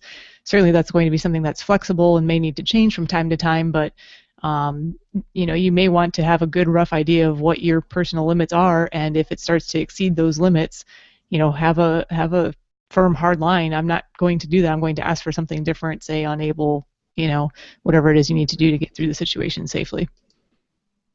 And I don't think enough of us do that on a regular basis. Just reassess what our own personal limitations are. So it's a surprise when you end up in those situations. And when you're a general aviation pilot, especially, you have the luxury of saying, you know what? These are beyond my comfort level, and I don't need to go out there and rent that airplane or fly my personal airplane. I'll just wait another day until things get better. The point that PDX James made, which is a well-made point, is that our office does, provide us with wonderful experiences and beautiful views and everything else. But there are times, and I felt them many, many times in my career so far, where I'm thinking if it were up to me, I would not go. But I know I don't have that choice. I have all these passengers back here that have paid for this airline ticket to go from point A to point B, and the weather conditions aren't great, but guess what? We're going. As he said, with almost no exceptions, you're going to perform that flight, and it can be very intimidating. And but it's again maturity and wisdom that you have, PDX James, that when you were a first officer saying, you know what, I know that this is beyond my capability, and telling the captain to take over the situation is very, very, very smart. It's a very difficult thing to do, but it's very smart. So absolutely. Agreed. That was a great piece of feedback. Thank you. And we hope to hear from you more about your journey in the Part 121 airline world, James. And anytime you want to send us some of your wisdom, feel free. Mm-hmm. All right. Oh, speaking of wise, mature first officers, First Officer Jeff, and he is actually. I'm not being facetious. No, he absolutely is. Yeah. And by the way, I need to apologize to Jeff, because sometimes when I tell the story of episode 200 and all the planning that went into it, and the guys coming over from the other side of the pond to surprise me and all that kind of stuff, a lot of times I'll leave out First Officer Jeff and the very, very large part that he played in organizing that event down in Miami in January of this year. And so thank you, Jeff. I mean, you were definitely a core part of all that happened, and we regard you as a very important part of our community. So we appreciate you. Just wanted to throw that in there. I'm sure you already know it, but First Officer Jeff is a great guy, and an Eagle driver. That's kind of cool. Yeah. So he sent a video, a link to a video on YouTube, and it's called "Meet the New FO," and he says another aviation video that will have you laughing out loud. When you watch this, keep in mind two things. Number one, I am a Zoomie. A Zoomie is what we call the folks that went to the Air Force Academy. And number two, I flew F-15s. Now, when you watch this video, you'll understand why he's telling us this. And even he thought this was a very funny video. So he says, I laugh each time I say logbook to the captain. So you'll just have to watch the video to understand any of what he just said to us. So again, that's First Officer Jeff, and the YouTube video link will be in the show notes. You really do need to watch it. It's pretty funny. And in so many ways, true. That's why it's funny. Yeah, I think that's why it is funny. Not everybody, though, Jeff. Just most of you guys. All right.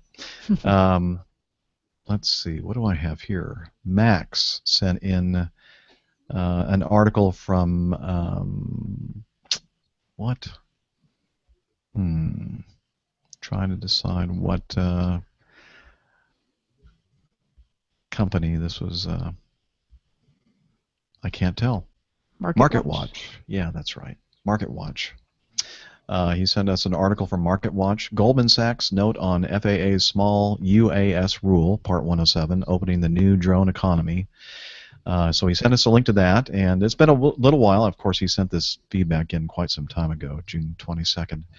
But we have covered it, and of course, we pointed all of you over to the outstanding podcast UAV Digest, where they really dissected this new UAS rule and did a nice job of explaining the implications of it, etc. But this is kind of a view from Goldman Sachs, part of the financial world, and how they think this whole new rule is going to affect the economy, as far as at least the drone economy.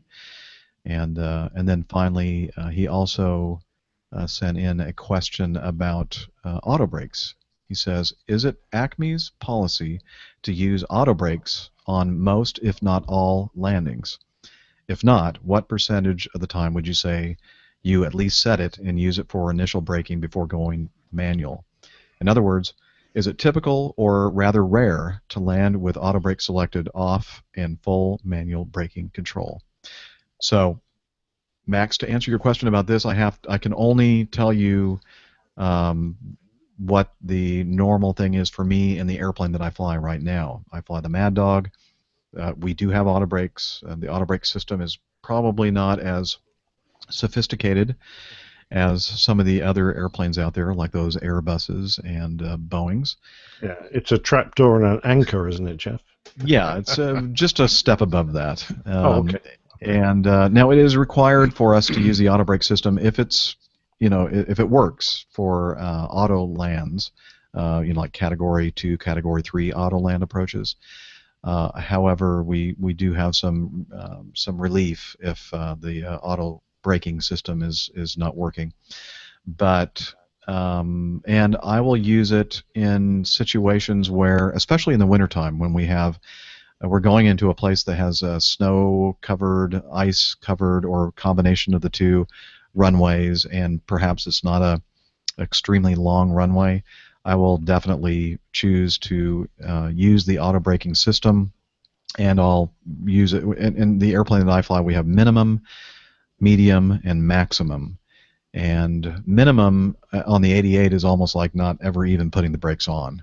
Minimum on the 90 is a little bit more effective. Actually, it does a pretty nice job.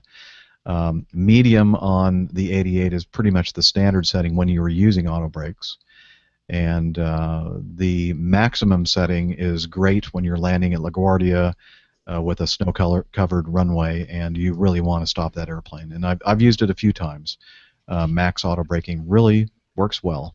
And but otherwise, personally, I like to use manual braking.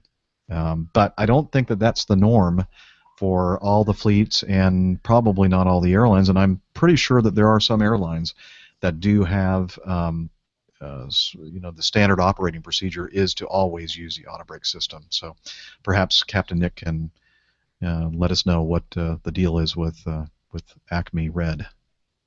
Yeah, with us, it's there are several factors to be thought about. So you're looking at your aircraft weight and the runway length available. That will obviously affect your setting.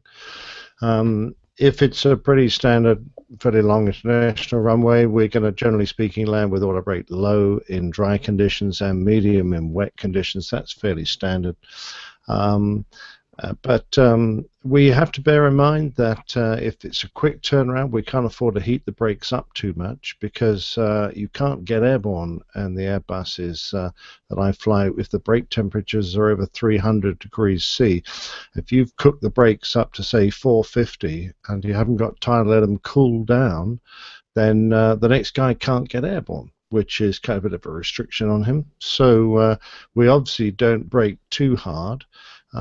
There's also runway occupancy time. Some airfields are really restrictive and they want you to keep runway occupancy down to a minimum so that they can get the maximum utilization out of the airfield.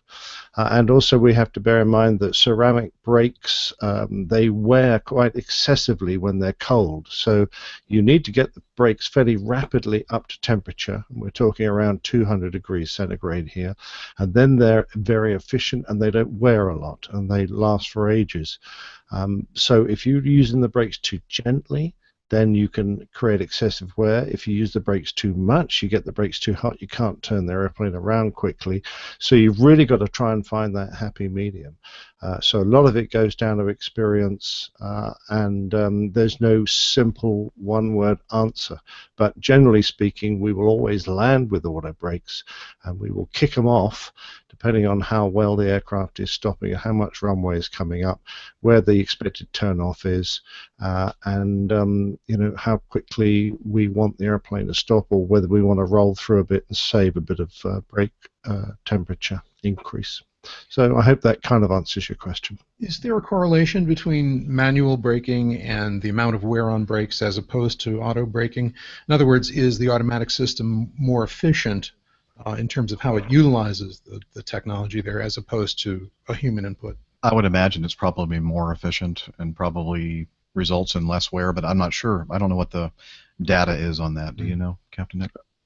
Not really, no, but I mean, it's exactly the same system. The airplanes putting the brakes on instead of you.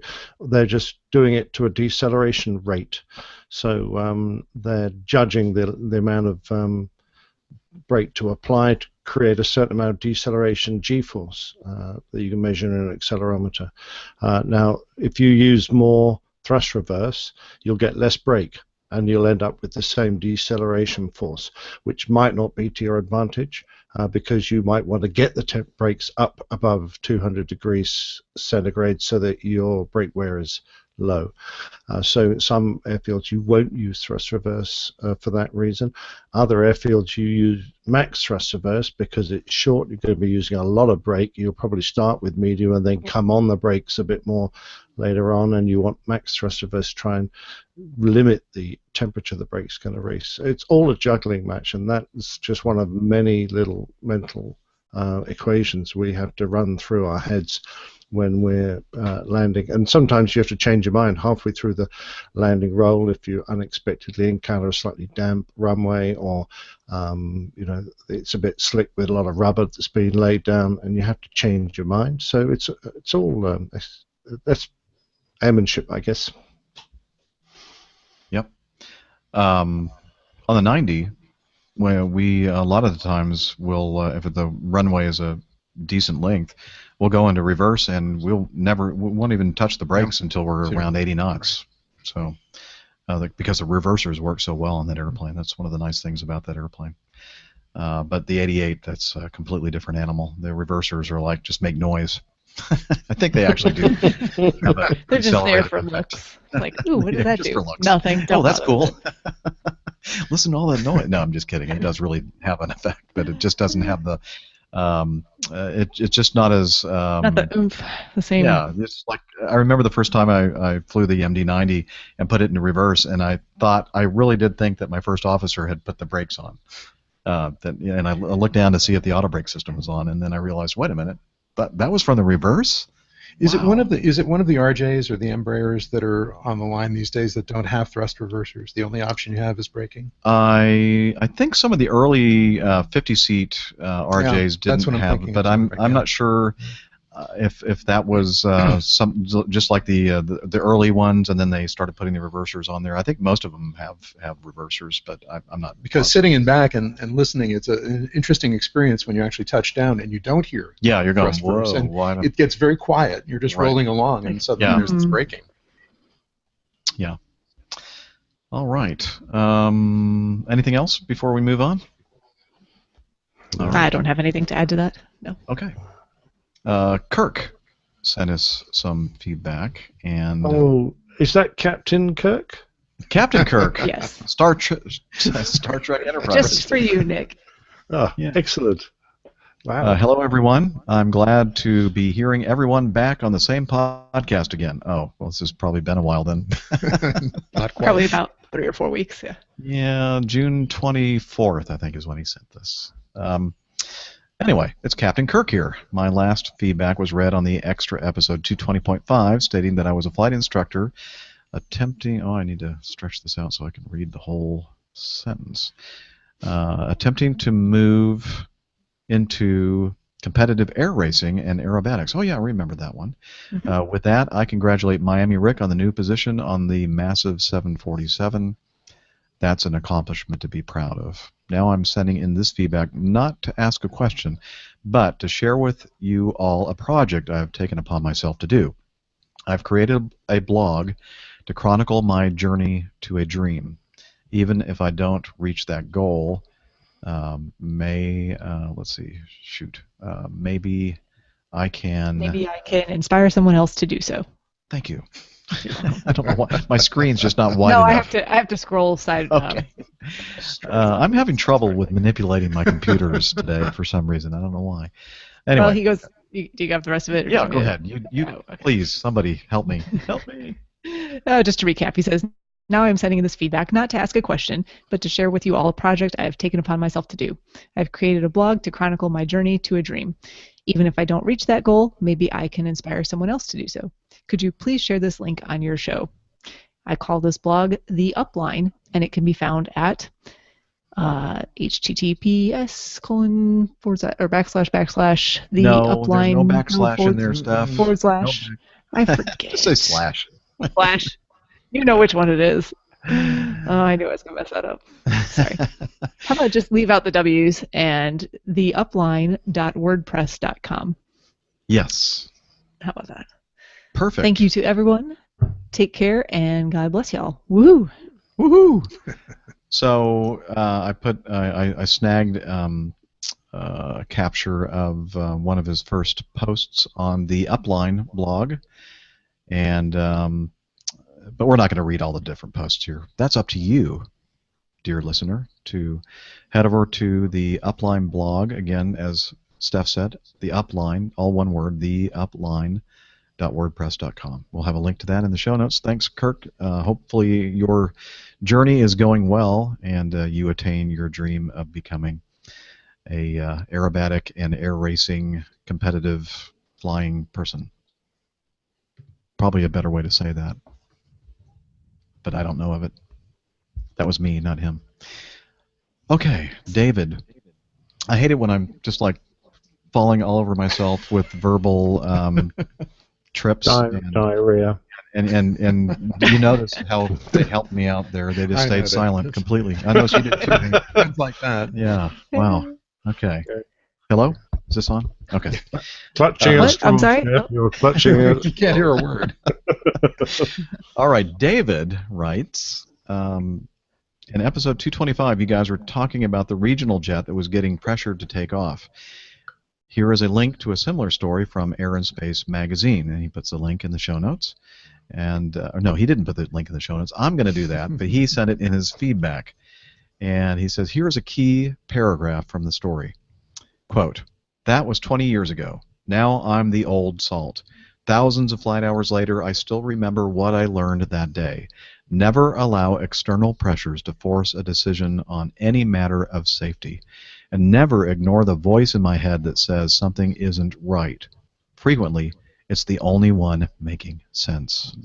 Wow. Very, very wise. And it's a really good article. Again, it was in Air and Space magazine. We have the link. We'll put it in the show notes so you can read it. And basically, it's about a pilot of a Boeing CH-46C Knight helicopter, a tandem rotor helicopter, and an incident that occurred on the USS Niagara Falls, a support ship in the USS Dwight D. Eisenhower Carrier Battle Group. And it had to do with something happening very quickly at the last minute, trying to do some mental calculations about how much weight a certain amount of milk would weigh, and basically almost finding himself and the helicopter and everybody else and all the milk on board in the drink. And we're not talking about drinking milk, we're talking about the ocean. And it's a good story, and so I think you'll enjoy it. I know that David Clark thinks you will. And thank you, David, for sending that in. Appreciate it. I'm sorry, not David Clark, David Birch. Oh, David Clark wrote the story. Okay, got it. Too many Davids. Too many Davids. David. All right. Mick has a question about flight controls. He says, "G'day, boys and Dr. Steph. Longtime listener. I've tweeted you from time to time. I just love the podcast, the tone of it, the vibe, the info, the stories. It's just the vibe. I have a question, if you will indulge my ignorance. I watch the wings when I fly, the flaps. The first time I see the flaps extend and the guts inside, I was a bit worried, I can tell you. Then I worked out that seeing the guts was normal." Yes. I like that explanation. Coming from a medical background, that's sounds like surgery. It's the guts. Everything's. I think we can all kind of share that experience, seeing the wing starting to come apart for the first time and going, whoa, what's that? I don't think I should be looking at that. Anyway, when I'm looking at the flaps, the aileron, spoilers, whatever they are, when I'm in a commercial airliner, I'm wondering if they move differently under stick and rudder flying as opposed to autopilot. I'm wondering if hand flying is more crude, or can you hand fly and create that multiple little rippling tweak when required, or can only the computer do that? Well, those of us who have a lot of, just mad skills can do it. Mick, just kidding. Leading on from, so we'll stop right there. We'll continue. He has some other, or does he continue with that?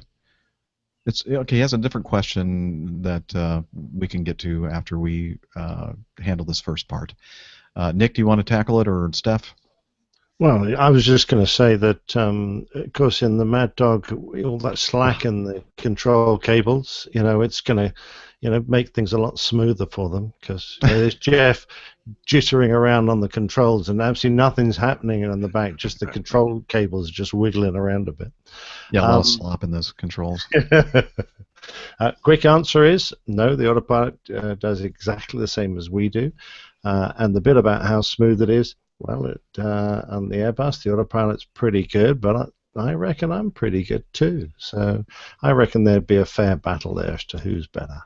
Now, some of the more modern airliners and their flight control systems will, use partial spoilers when you're, turning the side stick controller or the control yoke a certain deflection to enhance the smoothness of the roll, and also to alleviate wing loads, etc. And that is something that we're not doing at all. We're just actuating the controls, and the airplane computer systems are doing all that other fancy stuff. And it's as Captain Nick just said, it's exactly the same system. The autopilot system is using the same control system that we're using. So, can I offer you an analogy from my line of work? Yes. So I mentioned at the top of the show that I'm an organist, right? Mm-hmm. So there's two kinds of playing actions on pipe organs. One is an electric action, which is essentially a remote action, and these days would in fact be a computer taking keystrokes and translating that into something for a magnet and a solenoid and so forth to do in the works of the instrument. And the other is a mechanical action, which is a 1,000-year-old technology, which involves a direct linkage through a strip of wood, or these days a carbon fiber filament, directly up to a pallet in a wind box underneath the pipes. And as someone who plays both of those actions, like you going back and forth between something which is cabled from the stick and rudder to the control surfaces, or done more remotely, there is a difference, and there's a large difference. And for me, the most musical results happen when it's the mechanical connection, because you have this sort of subtle nuance that you can develop, even involving the speed of the attack of something, as opposed to something which is electrical and just one of a kind action, no matter what you do with the keys. Right. So I think there probably is some, there's some broader analogy here that refers to technology which mimics, as opposed to technology which is an extension of oneself, and the effect of that on whatever the outcome is, whether that's flying an aircraft or making music. Wow. So basically what you're saying is, Haig, that when I'm flying, it's musical and it's subtle. As long as you're flying the 88, but if you step into the 90, you're like me playing an electric action. Uh-huh. Actually, the 90 is very much like the 88, except the... but it's not cables, right? It is, yeah. Oh, it is cables. in the 90, yeah. The only thing we don't have cables to are the fuel control, so the engine control system is completely electronic. But I like that analogy. Very nice. Yeah. So basically, any doofus can fly an airplane like the Airbus, and basically it be nice and smooth and eloquent. No, I'm just kidding. Of course, Captain Nick knows I'm just... Well, they have the advantage of the landing button too, don't they? Yes, they do. Do you have that like on the organ, where you can just say intro, body, and then do you want to end? You want to really know something like the little panel you're punching up there? Uh-huh. We can do that on electric action instruments with MIDI files, basically. Oh, yeah. You know what those are. Right. Where you have real performances done in keystrokes, encoded on these things. Like a player piano. Like a player piano. But a modern player piano. Exactly. Wow. And I'll actually make a small confession that I've made recordings from time to time using that technology when engineers have wanted to record in the middle of the night for sound, for noise. Mm-hmm. And I've made the recordings when I'm wide awake during the day as performance recordings, and I sit there with my laptop at 2 o'clock in the morning, and if they want 20 takes of something, you just press play again and again and again. And then you leave, and they go, wait a minute. Go have a beer and come back. How is that happening? Precisely. You can't do that with a mechanical action instrument. No. You have to sit there and actually play at 2 o'clock in the morning. Dang it. That's cool. That's cool. Yeah, wow. Anything else to add, Dr. Steph or Captain Nick? To that part of it? No. I was going to... Okay. Nope. It's perfect. So he goes on. Leading on from that, what does it feel like to fly a heavy jet? A car is X, but a go-kart is Y, sort of kind of thing. So is there a time lag for your control inputs, like driving a semi-trailer, or are you more like a ship or a truck? That's an interesting question, actually. And Captain Nick, you have experience in, quick, fast jets, and you have experience on big airliners. What do you say about that? Well, a well-built airplane, whether it's big or little, the flight controls should be harmonized to match the size and weight of the aircraft, so that a big aircraft needs big flight controls that can pitch it and roll it at a suitable rate. Otherwise, it will be slow to respond and feel like a big old ship flying around. Of course, the one thing you can't change is the inertia of the airplane, but, I was listening with interest to Marcus on Overgatau, his interview with the A400M military demonstrator pilot that flew at Farnborough that we all watched. He's got a big old transport, it's brand new, transport airplane there, and he's throwing it around like a fighter. And one of the comments that the test pilot said was that the aircraft is incredibly responsive. It's fast and nimble and quick, and that is all to do with the size and the harmonization of the flight controls that allow him to pitch the airplane rapidly and roll it rapidly, and it responds instantaneously to his needs. So a little airplane can be sluggish if the control response is poor. A big airplane can be very responsive. I can do everything very quickly if the controls are correctly matched to the size and weight of the airplane. So the flying a big airplane bit doesn't really feel like it at times. And I know a lot of 747 pilots say the airplane flies like a Cessna 150 at times.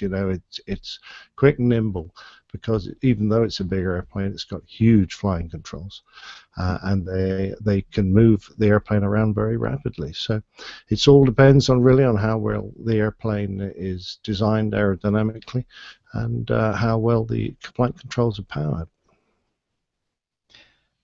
Steph, do you have anything to add? I know you haven't flown big giant airplanes, but you've been at the controls of the King Air, right? So actually, more accurately, briefly, I wouldn't say enough to know exactly to be able to give any insight on that. But I will say that, flying we've talked about the Caravan a little bit earlier in the show. I've flown the Caravan, have a little bit more time on that, a little bit more experience handling that, and it flies very similarly to a Cessna 172 or 150, just the way it feels on the controls, the way it handles. And like Nick said, I think that's because everything is matched size for size. So you're getting comparable responses, even though the aircraft is not similar in size at all. And you would expect it to handle differently, but it really does not. Mm-hmm. You flew the 141, Jeff. What was that like? That was kind of... it wasn't a snappy light control airplane. It was definitely a very heavy control input kind of an airplane. And in fact, some of the female pilots, because their upper body strength wasn't the same as their male counterparts, had some trouble, especially coming into land and flaring the airplane. Because it really took a lot of force to fly the airplane. So that was one that was a very stable airplane, but it was very heavy controls. On the other hand, the Lockheed L-1011 was like a little sports car. It was amazing that big fat thing could fly so effortlessly. It was one of the best hand flying airplanes I've ever flown in my life. Excellent. In fact, a good friend of mine, when he when he told me or found out that I was going onto that airplane, and he knew that I'd flown the 727, and I was just enamored with the way the 727 flew, he goes, "Oh, Jeff," he said, "I know you love. I love the 727 too." He says, "But you're not going to believe what a great airplane that TriStar is, and how it's going to respond to your inputs, and you're going to love it." And I'm thinking, well, there's nothing that could possibly be better than the 727. And so I started flying it, and about a month of flying it, I finally called him up and said, "Okay, you're right. It is actually better hand-flying airplane than the 727," and that was saying a lot. Yeah. So I will say this too for the you were talking about women having not quite as much upper body strength for flaring and stuff like that. I actually had a little bit of trouble, at least initially, with the Seneca, just in the amount of upper body strength that it took to flare the aircraft and trying to manage the power at the same time. So if you have one hand on the throttle and one hand on the yoke, it required a significant amount of upper body strength, and sometimes it was challenging. So yeah. But I've not felt that in other aircraft. So yeah. So and that's just individual to that plane. And there you go. I mean, there's not a huge difference in the size of those airplanes, right, Steph? I mean, No, it's just not the really. way they were Not really. It's just the way that they're put together and engineered. Yeah, I think that's You the would bottom think there'd be a line. big difference. Yeah, very cool. Okay, so Mick goes on to say, "It's no secret that Western pilots can, by and large, hand fly an aircraft on a sticky wicket. The rest I'm not so sure about. I would love to hear more about hand flying your airliners and cargo planes." I'm not sure I want to go into that direction with trying to say that Western versus Eastern pilots, etc. Who does a better job of it. I think that probably the most I would want to say about it is that. Well, no, I'm not going to even say that. So. I'm just going to say there are good and bad pilots wherever you live. That is so true. So true. And no matter what your background is, and no matter what color your skin is, or what gender you are, there's always going to be a certain percentage of exceptional pilots, average pilots, and below average. That's a great answer, Captain Nick. Thank you for helping me with that. And substitute any profession for pilot, too. That's true. Same thing. Yes. That's true. Yeah. Very much so. He goes on, "It's a great podcast. I usually listen over 3 nights as I drift off." Thank you. Regards to all of you captains. Also listening to you, Mob, it is comforting and reassuring that you are the types of personality that we entrust with our lives and outgoods, for that matter. Not sure what that OUTT goods. Could have been our goods. Oh, our goods, for that matter. Okay. Mm-hmm. We place absolute blind faith in the competency of the pilot like no other situation in life, yet we do it every day. Such is the respect we have for pilots like yourselves. Mick from Melbourne. Well, thank you, Mick. Very complimentary. I do appreciate that. And great questions, too, by the way. And a beautiful city, Melbourne. I love it there. Yeah. I've not been there myself, but I hear it's absolutely gorgeous. Yep. It is. It can be a bit cold in times, but... Yeah. Well, hey, we were talking about that mystery balloon data plot on Flight Radar 24 and 51,000 feet a couple shows ago. Well, Chris PPK Climac, I don't know. It's his Twitter ID, and we're going to call him Christopher. Wrote in and said, "I think I have solved the mystery," and he sent us a link to a page on Flight Radar 24, and it is referring to some kind of a what would you call this? Some kind of an attempt at a world around the world crossing in a balloon, I believe. I think I meant to get a little bit more information about this, but obviously did not. Let's see. Certainly by the photograph, it looks like one of those wacky... It looks like a combined helium hot air balloon. So it's obviously meant for a world record thing. Oh, you know what? That reminds me. We didn't talk about this in the news, but that tragedy of the hot air balloon in south of Austin, Texas, where 16 people died. Oh, that was just tragic. Tragic.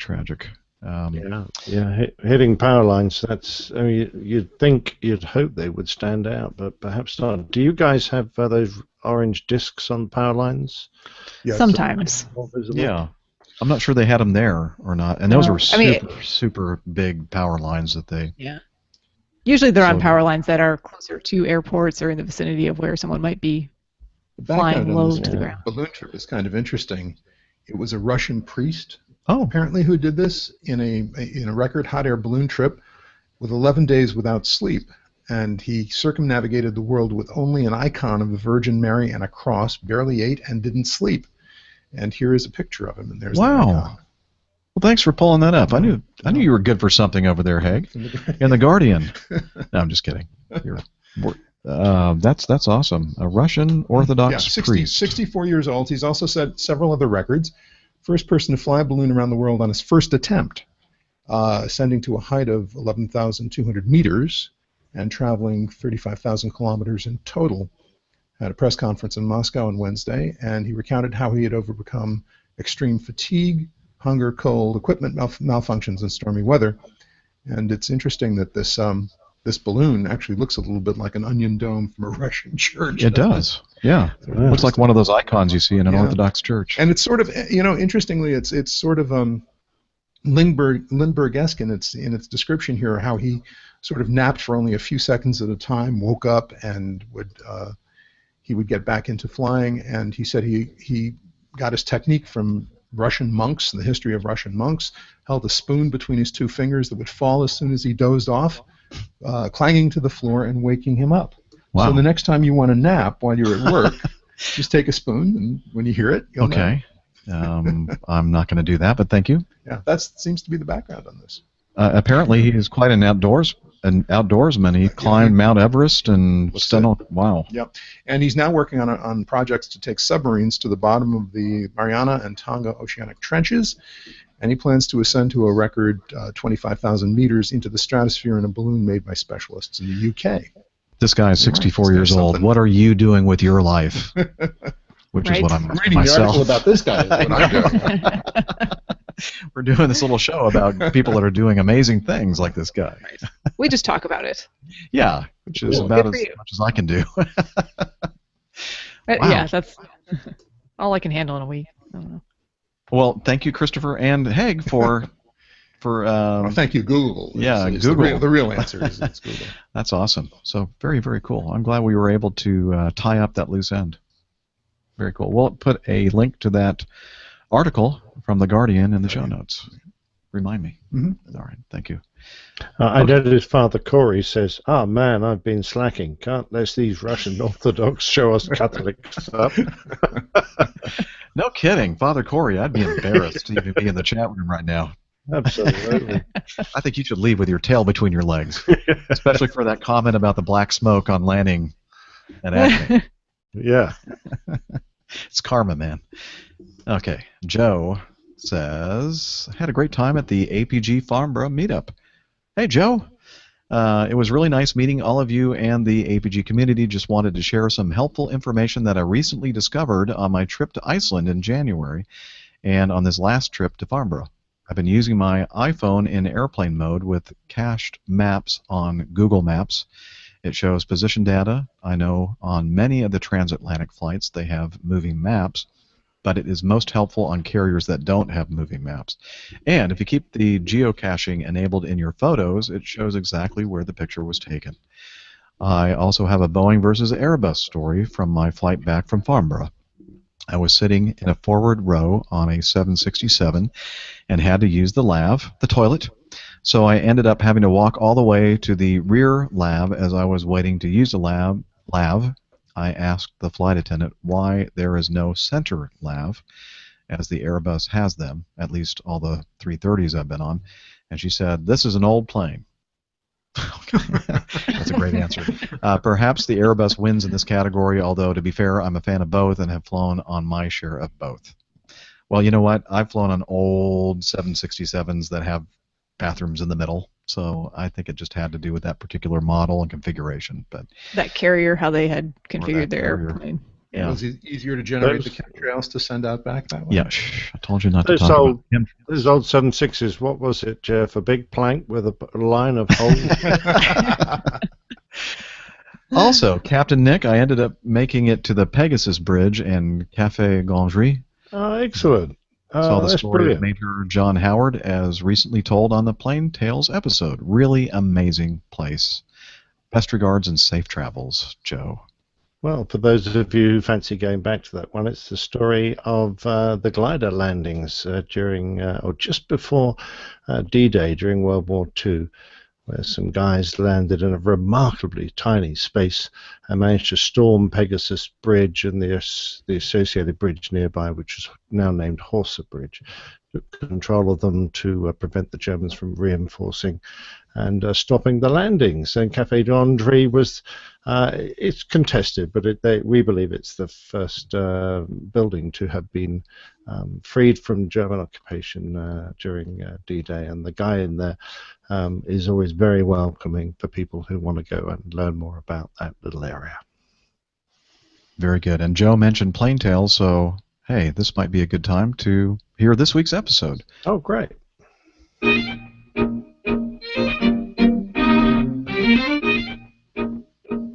The Old Pilot's Plain Tales. Black Bucks over the Atlantic. In 1690, an English ship under Captain John Strong landed on a small chain of islands in the Atlantic, explored them and gave them a name. In 1765, a naval expedition surveyed a landing site there and established a settlement called Port Egmont. Unbeknown to him, the other side of the island also held a small French settlement. They eventually discovered each other and cohabited without conflict until the Spanish forced the French to sell their rights to the island and demanded the British do the same. The British refused, so Spain invaded the islands and conquered the British settlement by force. Britain threatened war and Spain backed down. They returned the settlement back to Britain and paid compensation. In 1774, Britain evacuated its colony, since with rebellion brewing in North America, they couldn't afford to maintain a garrison there. They informed Spain that this didn't mean that they were surrendering their claim to the islands, and they reserved the right to return at a later date. Spain refused to acknowledge this claim, but in 1810 they also evacuated the islands for similar reasons, leaving them uninhabited.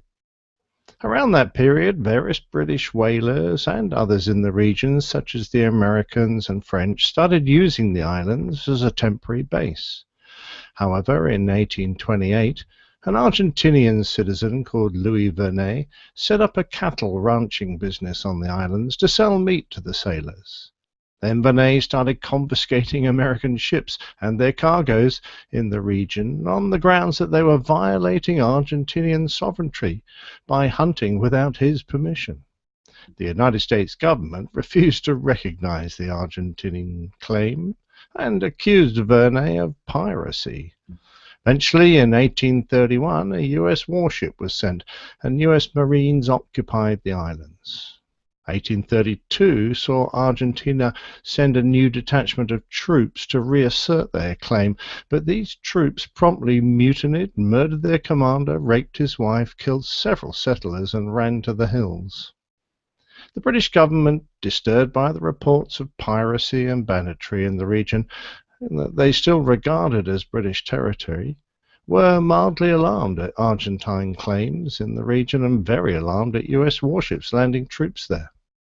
In order to reassert sovereignty, in 1833, a British warship arrived in the islands and ordered the foreign flags to be hauled down. 1850 saw Argentine quietly dropping its claim to sovereignty in return for British concessions in other areas. However, in 1941, during the rise of Nazi Germany, the pro-fascist government of Argentina formally revived its claim to the islands, which was now occupied by more than 2,000 British subjects. 1982 saw Argentina invade the islands by force and conquer them. Britain launched a successful counterattack and took them back. The islands are, of course, the Falkland Islands. I'm sorry about the small history lesson, but it does set the scene for a fascinating conflict, of which I will cover one small part. In 1982, the Falklands was a crown colony. This was British soil and inhabited by British citizens. The lengths that the British went to defend this small and incredibly remote area may seem faintly ridiculous and were typified by the amazing Black Buck missions. Whilst a naval force was assembled and moved 8,000 miles, it was thought a good idea to show the intent of the British Armed Forces and to perhaps render unusable, at least for fast jet operations, the Falklands airfield at Stanley. The Royal Air Force came up with a pretty audacious plan to fly a bombing mission, a total of 6,800 nautical miles, that's 12,600 kilometers, from Wide Awake Airfield on RAF Ascension Island to Stanley and back. This was to be the longest bombing mission ever attempted, and it was going to be accomplished with aircraft not really designed for the job at the end of their lives and with some rather dubious jury-rigged modifications. Range was the key. Victor tankers provided it. The RAF's large aircraft at the time were intended for use in Europe and over NATO waters. Air-to-air refueling capability for these types was previously considered unnecessary. Suddenly, Hercules, Nimrod, Victor and Vulcan aircraft were expected to fly thousands of miles, loiter on mission and then return. Marshals of Cambridge, with RAF engineers, worked themselves to a standstill, fitting probes and tank systems to a variety of types, testing the new fittings almost as the paint dried. The practical result of all this frenetic activity was that just before midnight on the 30th of April 1982, two crews from 101 Squadron climbed into two 22-year-old bombers to deliver the first real blow in the conflict. The two Vulcans of Black Buck 1 were large four-engine delta-wing bombers originally designed to carry Britain's nuclear deterrent as a high-level bomber. It had never before operated in anger, but that was now to change. To prepare the Vulcans for their new role, a round-the-clock engineering effort was started. Aircraft based at Waddington were completely overhauled, and refueling probes were hunted down from as far away as Goose Bay in Labrador and Wright-Patterson Air Force Base in Ohio. The internal refueling systems were largely remanufactured, and the engines tuned to give maximum thrust on takeoff, and the bomb bays and crew stations were converted to allow the carriage and delivery of conventional bombs. Only 5 days later, air-to-air refueling practice began with the makeshift system. Borrowed Westinghouse pods from 208 Squadron's Buccaneers were prepared, but how to mount them and install their systems?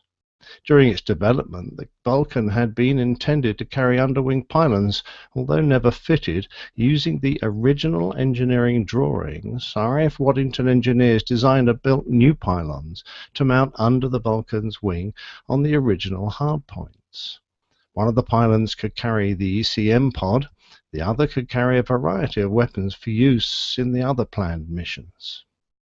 On the first mission, sitting in the bomb bay of each of the two Vulcans were 21 1,000-pound bombs, over 9 tons of high explosive, which, combined with the fuel load, meant that both aircraft were 2.5 tons over their maximum weight. Because Ascension Island is relatively hot, the overloaded aircraft would have to run their 4 Olympus engines at 103% power to get off the ground. The scene in the dark of the softly lit cockpits, the runway lights stretching away between the volcano and hills of Ascension, the banshee howl of the Vulcan, and the slow acceleration is far better imagined than described. Only one Vulcan would fly each of the 7 planned missions. The second aircraft was an airborne spare. To fly this distance and to return, each mission required the support of 12 Victor tankers of 55 and 57 squadrons on the outbound leg, and a further 2 Victors and a Nimrod on the return leg. Denying the use of the runway to Argentine combat aircraft was the primary concern. This may sound simple, but had to be achieved without completely destroying the facility, because it was also recognized that the British would need the airfield urgently on the successful completion of the land battles. The first mission was intended to cut the runway with a strike diagonally across the center to maximize the chances of a hit. For each mission flown, 3 waves of aircraft would depart. Wave 1 would start with 2 Vulcans and 4 Victors. One of the Victors would refuel the primary Vulcan twice as it flew outbound before it returned to base, leaving the Vulcan to continue. A second Victor would proceed on and fly nearly all the way to the target area, which it could do because it was itself refueled by a third Victor, which would then return to base. The reserve Vulcan bomber, accompanied by a reserve fourth Victor tanker, would return to base if the primary Vulcan continued in good order, and none of the Victor refueling planes had a significant problem. Meanwhile, a second wave of 7 Victors would launch to follow the Vulcan bomber southwards. The first Victor of the second wave would fly to the extent of its range before being refueled by a second Victor, which would then return to Ascension. That first Victor would then join up with the Vulcan and refuel it twice more before it would refuel a third Victor, which had made it that far because it itself had been earlier refueled by a fourth Victor. Both the first Victor and the fourth Victor would then return to RF Ascension, but before turning back, the third Victor would then refuel a fifth Victor, which itself had been refueled earlier by a sixth. The fifth Victor would then refuel the Vulcan twice more before it finally returned to Ascension. The Vulcan bomber, by then, would have nearly reached its target. I hope you're listening. There will be a test later. As the 13 aircraft of Black Buck 1 left Ascension Island and headed south, the requirement for an airborne spare quickly became apparent. The commander of the prime aircraft reported that the rubber seal on a side window had become loose, so he couldn't pressurize the cockpit. The reserve Vulcan stepped into his place. One of the Victors also had to turn back. This was also replaced by its airborne spare, so the 11 remaining aircraft pressed on into the night. Despite their relative lack of experience with the air-to-air refueling system, the tanking went well up until the last but one slot. The 9 depleted tankers had returned to Ascension, leaving the Vulcan and 2 Victors. The last Victors were to refuel one another, but a probe was broken in turbulence. The 2 reversed roles, and the broken aircraft successfully returned to Ascension, leaving the Vulcan and the last Victor, commanded by squadron leader Bob Tuxford. After the last refueling, the Victor turned back to Ascension, low on fuel.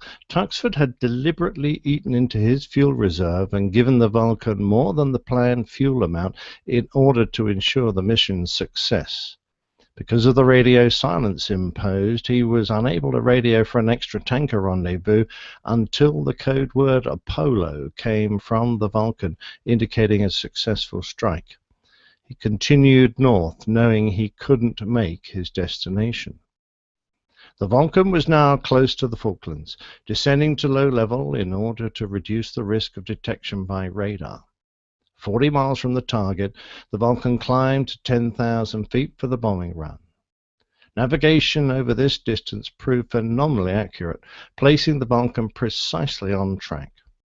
Withers turned onto a heading of 235 degrees to drop the bombs across the runway, effectively cutting it, and commenced the straight run-in. The 21 bombs took 5 seconds to release, the drop point being about 3 miles from the strip.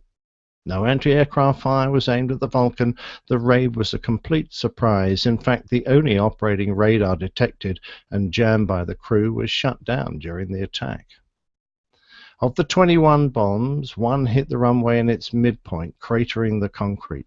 The rest fell to one side and caused serious damage to aircraft and airfield installations and stores. After the attack, the plan called for the Vulcan to return to low level to avoid the defences, but since no reaction was detected from the Argentines, Withers immediately climbed to an economic cruising level to save fuel and sent the word Polo. Tuxford was now clear to request the tanker assistance he desperately needed to land safely. For the Vulcan, the return trip went exactly as planned. The rendezvous with the Nimrod and the additional tanker support was straightforward after the events of the long night. X-ray Mike 607 touched down at Ascension at the end of an astonishing 15 hours and 50 minutes in the air, which included 18 air-to-air refueling brackets. For this extraordinary record-breaking mission and their superb airmanship throughout, Flight Lieutenant Withers and Squadron Leader Tuxford were awarded the Distinguished Flying Cross and the Air Force Cross, respectively. During the following night, 6 more Black Buck missions were attempted. Some were bombing attacks and others fired AGM-45 Alpha Shrike anti-radar missiles.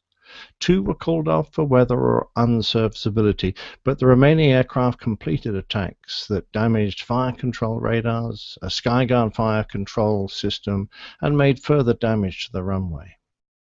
Black Buck 6 damaged its in-flight refueling probe and had no option but to divert to Rio de Janeiro in Brazil, where it was interned for some 9 days before being released. The aircraft landed at Rio with 0 fuel registering on the gauges. The remaining Shrike missile on the Vulcan's pylon was not returned with the aircraft and crew. Whether or not one agrees with the history of this little group of islands, or the recent and not so recent claims to their ownership, one can surely admire the tenacity, ingenuity, and bravery of those involved with the remarkable Black Buck flights. To tackle such a mission with these elderly aircraft required a level of determination not every country would be willing to give. Indeed, the toll they took on the Victor tankers forced their early retirement from service and subsequent replacement by modified tanking Vulcan K2s. These missions are now part of the archives of the Royal Air Force, and they will forever be part of its rich history. My thanks to Jim Howard for suggesting the subject for this Plain Tales. Another brilliant episode of Plain Tales. What a story. Yeah, one that's been well told by others, but when I not get as well told as your rendition. You're very good.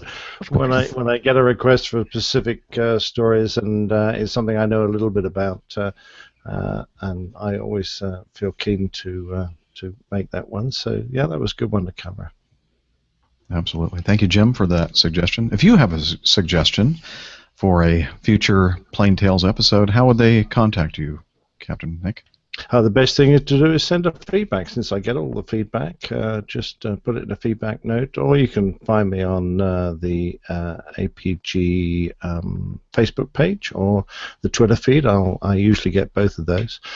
Or Slack. There's a specific channel in the Slack app that concerns Plain Tales, and to be fair, that's the one I'm most likely to pay attention to because it's there and I can refer back to it easily. Messages I tend to lose because there are so many ways they can arrive. If you want to be a slacker, you should contact Hillel at HI11E1 to join up our perpetual chat room on Slack. Be a slacker too. To be clear though, contact him on Twitter. Twitter. Oh yeah, I'm sorry. Slack. Yes. I guess there's been some confusion about that in the past. I don't know that there has, but yeah. Okay, on Twitter at Hillel, but substitute the L's for ones. Speaking of Hillel, seems that he just sent fresh feedback, some audio feedback, and we're going to play it right now. Wait a minute, is that going to play? I might actually have to dump it into Evernote for you to hear it. Here, I'm going to do this and let me know if you can hear this.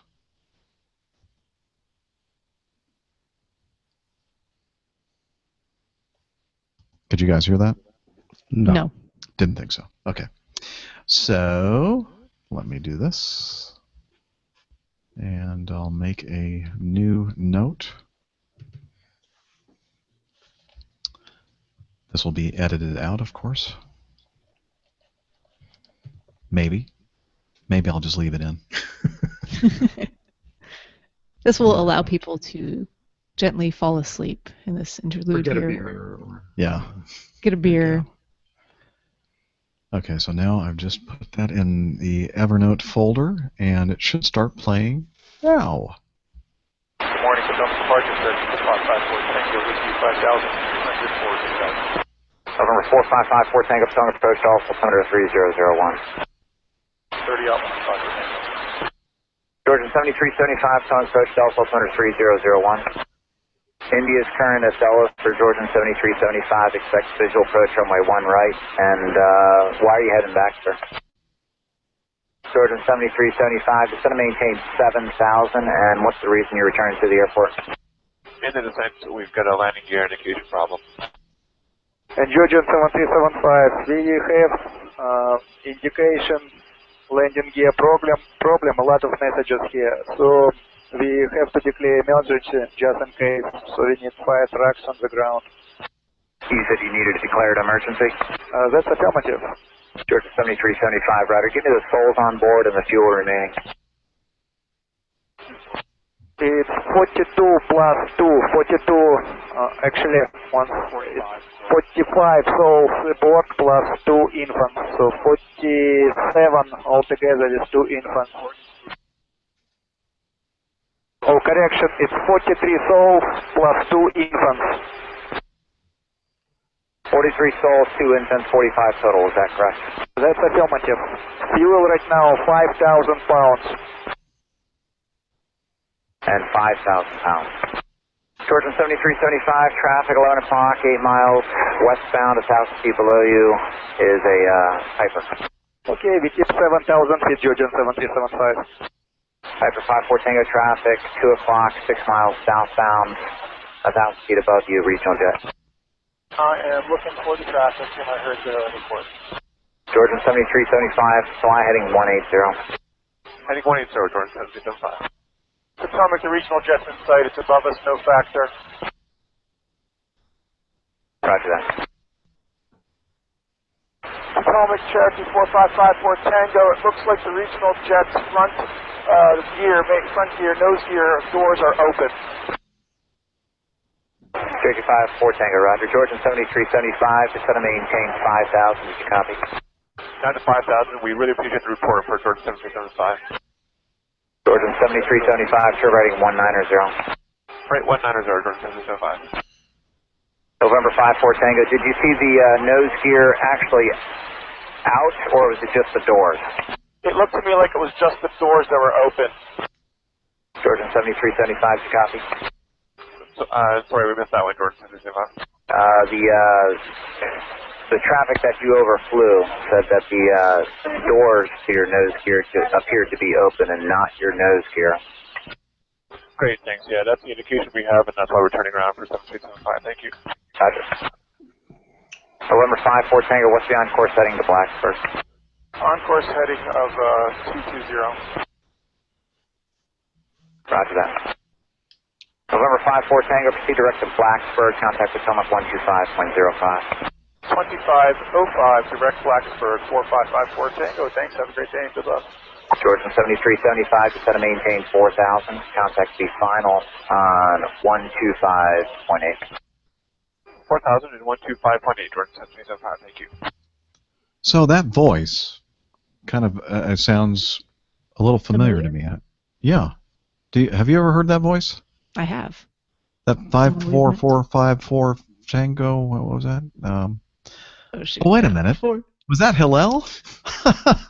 It was. Awesome. Great job, sir. How about some applause for that, everybody? Gonna give it up for Hillel.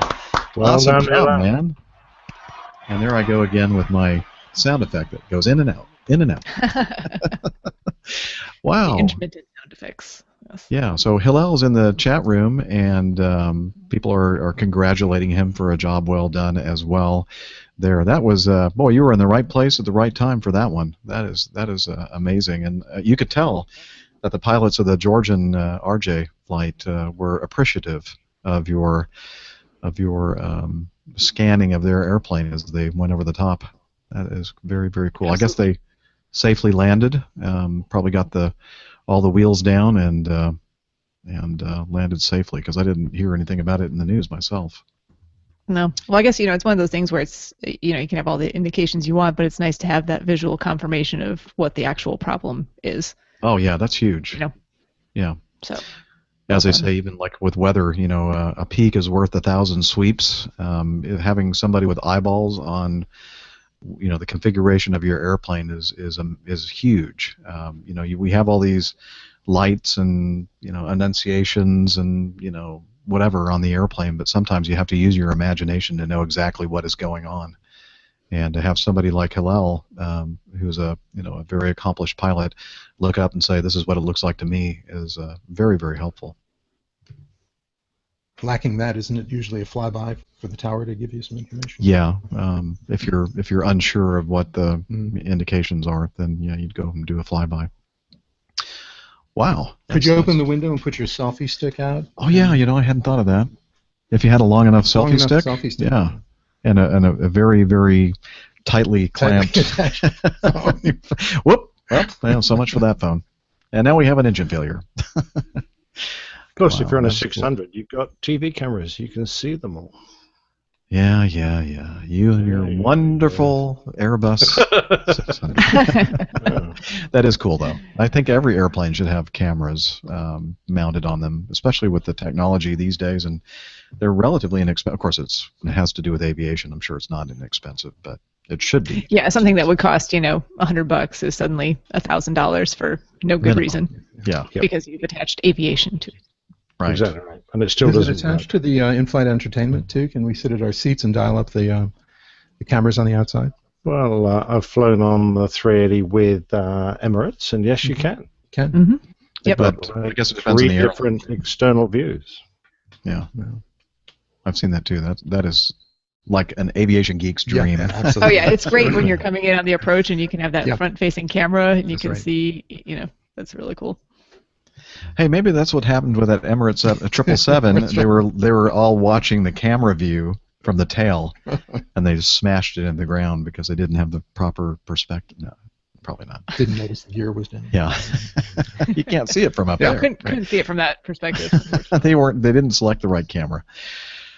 Okay, well, excellent. So thanks, Hillel, for sending that in. That's really cool. I think it might be time for another piece of feedback from Miami Hick. This is Miami Hick. I'm currently behind the yoke of a MD-88. That's right, an old Mad Dog. And I know what you're thinking. I thought Miami Hick flew a Airbus A380. Well, I do. It's in the shop. I lost one of my engines. And when I say I lost one of my engines, I don't mean it quit working. I mean, I lost it. I went to do my walk around. There was only 3 out of 4 engines. And apparently, my company frowns upon flying it with 3 out of the 4 engines, which I found out after they made me turn around and land. So I guess it's a big deal to only have 3 out of the 4 engines, whatever. And I have no clue what happened to it. But after listening to last week's podcast, I heard a fella on there named Nick Nat Jack, and I heard he made off with one of my Airbus engines inside a 747, no less.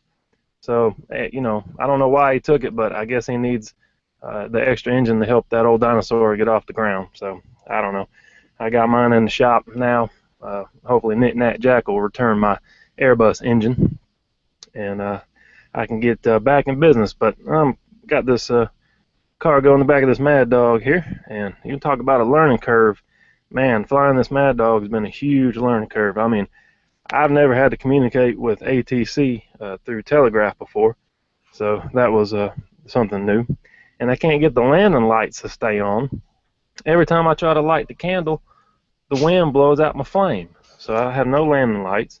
This thing has no cell phone plug in here, but I guess that's because this Mad Dog was built before electricity was discovered. And speaking of discovering electricity, that key that was on Benjamin Franklin's kite? Well, that key was the key to this Mad Dog. And I should have asked Captain Jeff how many miles per piece of coal this thing gets. I'm sure that's pretty useful information I needed to know before I took off. So either way, wanted to let everybody know about Miami Hick flying a Mad Dog. So till I see you again, Miami Hick, over and out. That is so funny. I didn't actually realize all those things about the Mad Dogs. That was educational for me as well. It's all entertaining. true. Yeah. I believe it. Yeah. And I didn't know that Nick Nack Jack's nickname came from the fact that he stole things. Oh, he nicked them, as we would say in England. That's right. I did That's not something even make that we. connection. Yeah. Well, how about that? Yeah, I'm not sure. I can't really divulge the actual data for how many pieces of coal and what kind of mileage we The get. coal burn. The coal burn. Very funny that there. That accounts for the smoke, though. Yeah, it does account Hey, for the there you smoke. go. Very good. Takes care of that. There you Father go. Corey wasn't kidding. Yeah. All right. Always good to hear from Miami Hick. And let's see. Yeah, nice one. Nick, which Nick here? We have a lot of Nicks that send us in feedback. Let me see here which one this is. Nick's email. Nick Wilson, looks like. He says, hope you all are well. Enjoyed your Farnborough foray. I was at the air show on Saturday, but sadly didn't have time to stay for the meetup. Next time, eh? There was a news article in the papers this week about a husband and wife flight crew. Can you imagine sharing a flight deck with your significant other? No, I cannot. Also, in the news this week, ground crew had to literally push back a CRJ belonging to Iberia Airlines, and he has a link to that. And question he asks is, what is the funniest thing you've ever seen on the ramp or in the air? Keep the awesome podcasts coming. Cheers, Nick. And so he included the article of the husband and wife crew for both pilots, Quinn, 31, and Megan, 27, from Johannesburg. Things couldn't be better. Well, at least for now. They are they regularly share the cockpit for flights with the regional airline Airlink, and they say that their mutual love for flying and the decision-making involved has only strengthened their relationship. Interesting. One's the captain, the other one wears the pants. Very good. There you go. Nice one, Nick. All right. So we'll put a link to that article in the show notes. Kind of an interesting story how the whole thing started. I guess he met his future wife. She was working as a receptionist or something like that in an FBO or something, or maybe it was in the airline. I forget now. I did read the story. It's just been a while, and my memory fails me sometimes. But anyway, interesting story. If you want to read about it, it'll be in the show notes. And then he was referring to another article where airport workers pushed a 36-ton passenger plane after the tug stopped working. And there's a picture of the ground crew pushing the airplane back so that the flight could get on their way. Now, I remember, I think we covered it on a earlier episode of this show where some people did that. I think it was a Russian plane that a bunch of the passengers got out and pushed the airplane or something, but then they ended up getting in a lot of trouble because apparently that was not a cool thing to do. The regulators there in Russia said, no, you can't do that. You have to push back an airplane with a tug attached to the nose wheel. So, you guys remember that story? Yeah, next time they'll be told to just push the tug. Yeah, exactly. Well, you know, you could have done can't that, push right? the airplane, just push the tug. Push the Sure. airplane, push the tug. That's probably perfectly fine, right? Yep. It's technicalities. Yeah. All right. Well, thank you, Nick, for that, and we'll put both of the links to the. Oh, you asked us a question as well. What is the funniest thing that we've seen either on the ground or in the air? Anything funny that you've seen, Captain Nick? Oh yes. Can you think of anything that's really just you have to share? Well, I was in Australia taxiing my F-18 back in, and we had been holding the Ashes, a competition you may not be familiar with, but a cricket competition between England and Australia, the winner of which holds the Ashes. And the test was on, and obviously Australia won it and regained the Ashes. And as I taxied in, the guy marshalling me in had a pair of cricket bats instead of bats, ping pong paddles. So that was the first thing. But the funniest was undoubtedly a Canadian P-3 Orion, which landed at my Air Force base with quite a significant failure, and the landing was pretty ropey because the guys were having trouble controlling the aircraft with this problem. The squadron next door, the girls' school as we called them, they had a little balcony in front of their squadron, so they all came out with scorecards, you know, 2s, 3s, whatever. So as this poor Orion limped in, they held these scorecards up. Anyway, it took them about 10 days to fix this Orion, and we got to know the crew quite well. They were always in the bar just hanging around, and we shared lots of beers with them.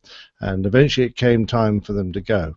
So they taxied back out past this squadron, and everyone was out waving to them. And along the entire length of the fuselage, there were probably only about 11 windows. There was a naked backside pressed against every single one. And they had one lady pilot, and we worked out, well, we were trying to work out which one pilot was left at the controls, because in order to fill every window, they had at least one of the pilots had to be away from their station, and we couldn't work out whether it was the lady or not. But the rest of them were hairy, so we knew who they were. But that was the funniest thing I've ever seen.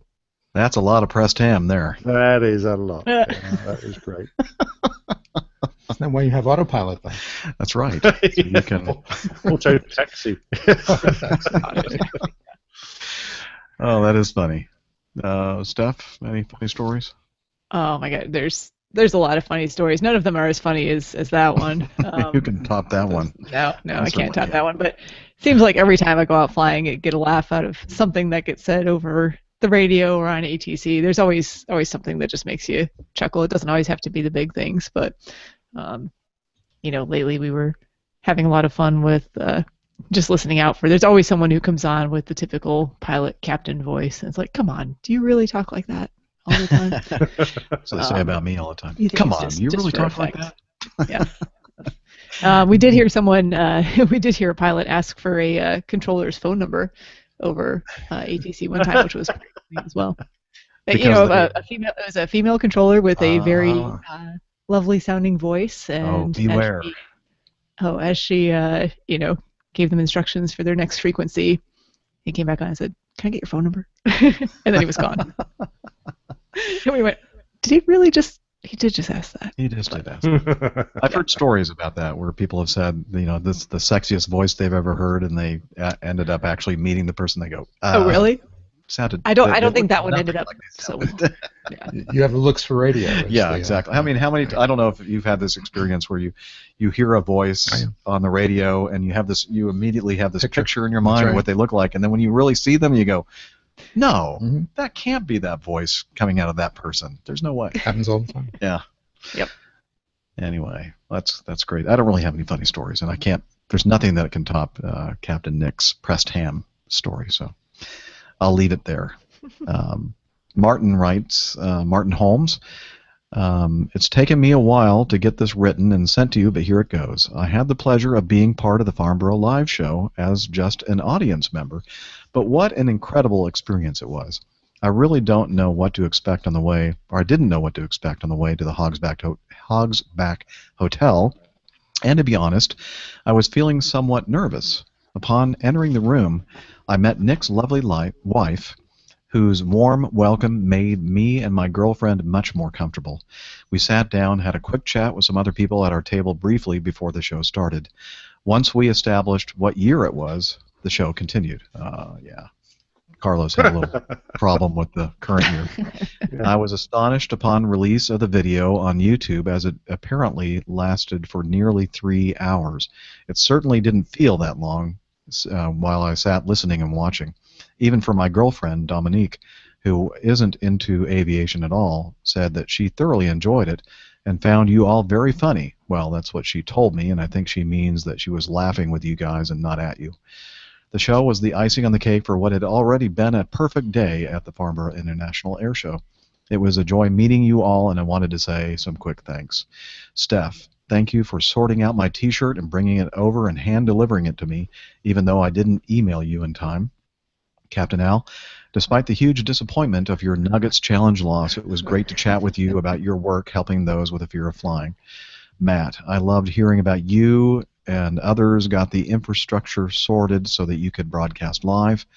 Finally, Jeff, it was a pleasure to meet you and chat with you to learn more about your show and your good self. What an experience. I'll never forget it, and I hope to meet you all again sometime in the future. Take care and best wishes, Martin Holmes. Thank you, Martin. We enjoyed meeting you as well. Thank you for being a part of it. And I'm glad that we were able to broadcast it live, and everybody that couldn't make it over to the UK could feel like they were part of it as well. Yeah, absolutely. Hey, and speaking of t-shirts really quick, I still have a bunch of t-shirts, and I had planned to write down all those names and have those for the show today, and I didn't get to it because I'm a slacker. But if you're someone out there, we'll get to it next week, maybe. But if you're thinking, hey, I talked to you about a t-shirt and I haven't gotten mine yet, send me an email, drsteph@airlinepilotguy.com, and I will get it to you as soon as I can. And that would be Dr. Steph? Drsteph. Yes, thank you. Okay. Sure. Oh, and of course, if Paul Whittle, our lovely APG guy, is listening, my apologies, Paul. Your T-shirt is all packed up, waiting to be dispatched by my front door, where it sat for about a week. I do apologize. I will get it in the post soon. Cheers. Excellent. All right, moving on. I think we have time for at least one or two more here. Hi, Captain Jeff and the rest of the APG crew. I've been listening to the show for about 2 years now. I started listening around the time I decided to transition from a commercial pilot with a hobby to a professional.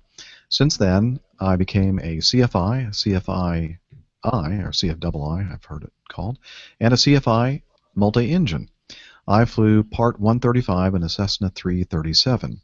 I also worked as a flight instructor and built enough time to make the move to a regional airline. I'm here in Atlanta, starting my training at Acme Junior. My goal is to one day join your ranks at Acme. And you also put the real names of those airlines in there, but we're not going to say that. I consider you and your crew friends I haven't met. It's been great fun to listen to the podcast as I've gone through my career change. Soon I really will get to see things from your side of the cockpit door. Thanks for all you guys do and keep up the good work, Ryan. And he says, P.S. If you guys have any meetups in the Atlanta area, I'd love to come by. How can I stay informed on that? Well, the best way, Ryan, oh, by the way, first of all, congratulations on being hired at Acme Junior. I really don't know what's going on with that, but we'll figure that out later. Okay. And the best way to stay informed on meetups is to follow us on @APGCrew. And we have a Facebook page, facebook.com/airlinepilotguy. Those are probably the two best places. Also, as we mentioned earlier, Slack. If you can get an invitation from Hillel on Twitter @HI11E1, you can, there's a section on there, I think, about meetups, and you can find out information about that. Also, don't forget we have these, as Captain Nick just mentioned, our app guy, Paul Whittle, the Airline Pilot Guy apps, both free and pro versions on both the Android and the iOS platforms. We try to send out push notifications. Oh, I forgot to do that for the show. Yeah, we forgot. I realized that about 10 minutes after we started, and then I was like, no, we'll just... For those of you listening and who have missed the show because you didn't get your push notification, I am so sorry. Apologies. Yeah, it's Paul Whittle's fault. No, he had nothing to do with it, actually. So anyway, so all those ways you'll hear about our plans. And, of course, listening to the show, and I know many of you listening probably, we're recording this in 2016, and you're listening to this in 2019. So if you go into the future and listen to some of the most current episodes, that's usually when you're going to find the best, most current information about upcoming meetups that we've planned. So that's a good point. There's a lot of people who write in and say, I've started from number 1 and I'm up to episode number 100, and it's like, cool, but you have no idea what's going on right now, and everything is a little bit different. Maybe a good way to attack that would be to start listening to the most current show, and then maybe listening to one or supplement. Like coming out if you're one of those people who comes down with full-blown APG syndrome where you're just waiting for the next episode, then you can go back and supplement with older episodes and work your way through the back catalog. And as many of you know who have listened to so many of these episodes, we end up usually covering the same questions quite often over time. So really, you don't need to listen to all of them. Yeah, the most current information is going to be the newest ones. Yeah, that's what I recommend. In fact, some of the older ones, I've occasionally gone back. I confess I haven't gone back. You don't have... Yeah, well, I might. Oh, there we go again. It must be my finger or like the touch. I think your mixer board has APG syndrome. Or I think so. I don't know what's going on. But you know, the older episodes sound kind of quaint. Mm-hmm. There's a certain antique quality about them. There's a certain antique quality about me too. Thank you. Anyway, you're right. I think the best thing is to stay current. I smell of old furniture and kerosene. For those of you who have met me in person, they know that to be true. So you smell of the Mad Dog? I do, yes. Yes, old school all the way. All the way. Okay. Isn't there something about Mad Dogs and Englishmen, by the way? Yeah, I think there are. There is. You know what? I was just mentioning this to my first officer yesterday, I think. We were going into somewhere, and they said, you know, there's a Mad Dog on a 1 mile final ahead, blah, blah, blah. And I'm thinking, you know what? I think that we're the only airplane out there that people use a nickname for, and I don't hear anybody else using nicknames for any other airplane, except that maybe back in the old days. Maybe that's why, because all these airplanes that I fly or have flown are so darn old. They did say the TriStar a lot. Well, when the 747 was first out, it was the Jumbo. The Jumbo. The Jumbo. Yeah. And wasn't the 73 Fat Al? There were all kinds of Fat Albert or Fat Al, the speed brake. The flying speed brake. What else? That was back in the old 200 days. Now they're fast, but back then they were not fast. They have the Guppy. I've heard that's another name for the 7.3. But they called the 727 the three-holder. Yeah. And the Studebaker is also they refer to as. That's kind of an old American car. Anyway, that was an aside that I didn't mean to take off into, but it's fun nonetheless. So. Next time we meet, by the way, we're going to plan on doing a feedback extra on Saturday. Hopefully all of you will be able to join us. If not, we'll have a recording of it, obviously. And there you might actually hear this voice that you haven't heard in quite some time. Miami Rick promises that he'll be with us on Saturday. We'll see. So we're hoping so. And, fingers crossed. Still, right? Fingers crossed, yes. And I don't know if we're going to cover this on the next show or a next regular show, but we have some feedback from Grant Heron in Down Under. And Magnus has a question about side stick controllers. James Linda has a question about the Mad Dog and auto throttles and HSIs. Jordan has a question about airplanes involved in incidents and tail numbers and that kind of thing. So lots of great questions out there. So stay tuned for the next episode. Again, we've talked about it, airlinepilotguy.com, the website to find out about the show, the crew, the community, the apps for free and for very little money if you don't want to see the ads are available on the iOS App Store and the Android App Store. The Google Play, I guess, is where you get those for the Android version. Following us on Twitter, why don't you cover some of the social media, Dr. Steph? Social media. You can follow all four of us on social media at APG Crew. You can follow all four of us individually as well. If you go to the APG Crew page, I think our individual Twitter handles are posted there, I think. So you can follow us on Facebook. There's a Facebook page, Airline Pilot Guy. You can, you already mentioned Slack a little bit earlier, but if you'd like an invitation to that, get in touch with Hillel. What else? Social media. I think that covers most of it. Website? Yeah. The website. Yep. website. www.airlinepilotguide.com. And you can find all kinds of information there, not only about the show, but the various episodes, the coffee fund, and then also the apps, which we've also mentioned during the course of the show. Hey, don't forget, I was just reminded by looking at some of the folks in the chat room, Pilot Pip is there. He has a fantastic podcast, Plane Safety Podcast, Plane Talking UK, the Airplane Geeks, and there are just too many outstanding aviation podcasts to mention, and please do check out all of them.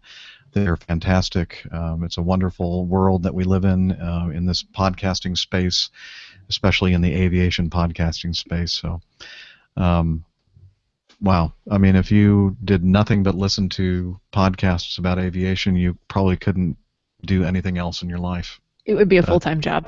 It would be. It would be. And probably more than 40 hours a week. Yeah. No thanks to us. Right.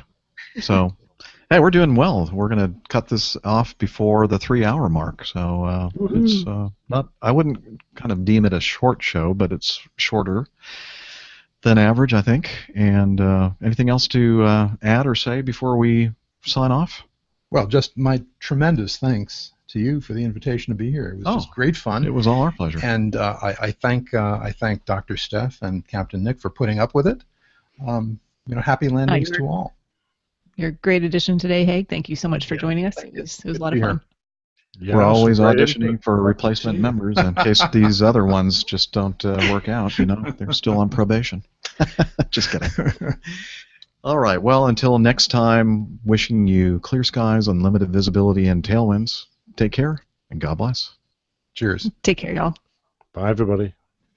Woohoo! That was the spirit of Miami Rick. Excellent. All right. Beautiful. And it's actually a decent hour, both here and in the UK, right? I never got I wanted to see someone play with his organ joke here. You would turn groans from me. Oh, yeah, I'm sure you've never heard that joke. Never heard, yes. Never heard it. Exactly. Yeah. Hey, you know what else is nice to do, though, Jeff? That's what she said. But it's kind of like hearing that's what she said today. Not a single that perfect. And only one green. Wow. Yeah. Well, we were slacking today, I think. No sad situations? No sad situations. I almost played that one. I did hit the rim shot, applause. Yeah, it was kind of a tame show, wasn't it? Well, it's when you invite a nun. What do you expect? Yeah, well. That's what she said. There you go. All right, thanks everybody in the chat room for joining us. Nelson, to answer your question regarding the air marshals, yes, we are informed that the air marshals are on board, and so it's not a surprise for us when they're traveling with us. Used to be a long time ago, we'd get like briefings and they'd board before all the passengers and everything else, and then they finally realized that it was kind of obvious. Like you come on an airplane and these guys are already sitting, or gals are sitting on the airplane, and go, I don't remember seeing them board, so they decided that wasn't very smart. It was too strollers, something like that. Yeah. Just blend in. Don't draw any attention to yourself. Right. Yeah. And honestly, if the gate agent didn't tell me, that we had air marshals on board, I wouldn't know who was who. Yeah. But you do know where they're sitting, right? Yeah, we do. We know where they're sitting. Yes. Just these blokes with short hair, and they're built like brick-built shit houses, and they've got suspicious bulges under their arms. Right. Other than that, they look perfectly normal. Yeah. Yeah. Oh, and they don't drink. That's true. That's true.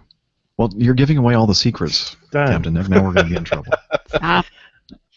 Now, that's actually, you'd think that that's what you'd see, but a lot of times these folks do not look at all like they were, an FBI agent or a military. I mean, you would never know that I was an air marshal. Oh, whoops. Oh, no, shoot. Shoot. Witness the movie Bridesmaids. Wow.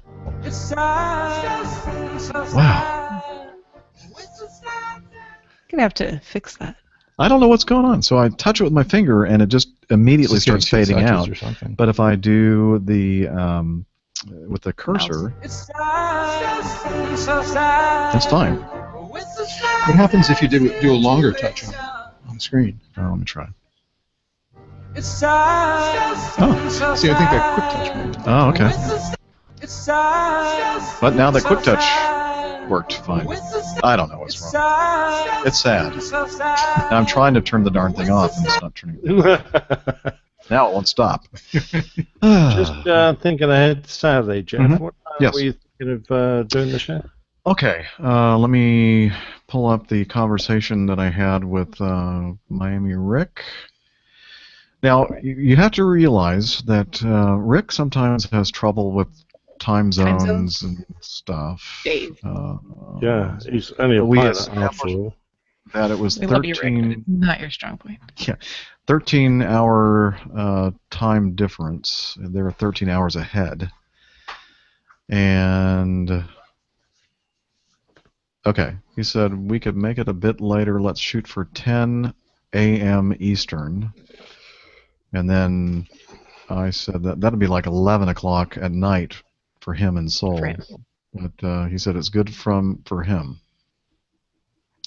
Yeah, certainly early is better than late for me because I've got an early standby block on Sunday morning.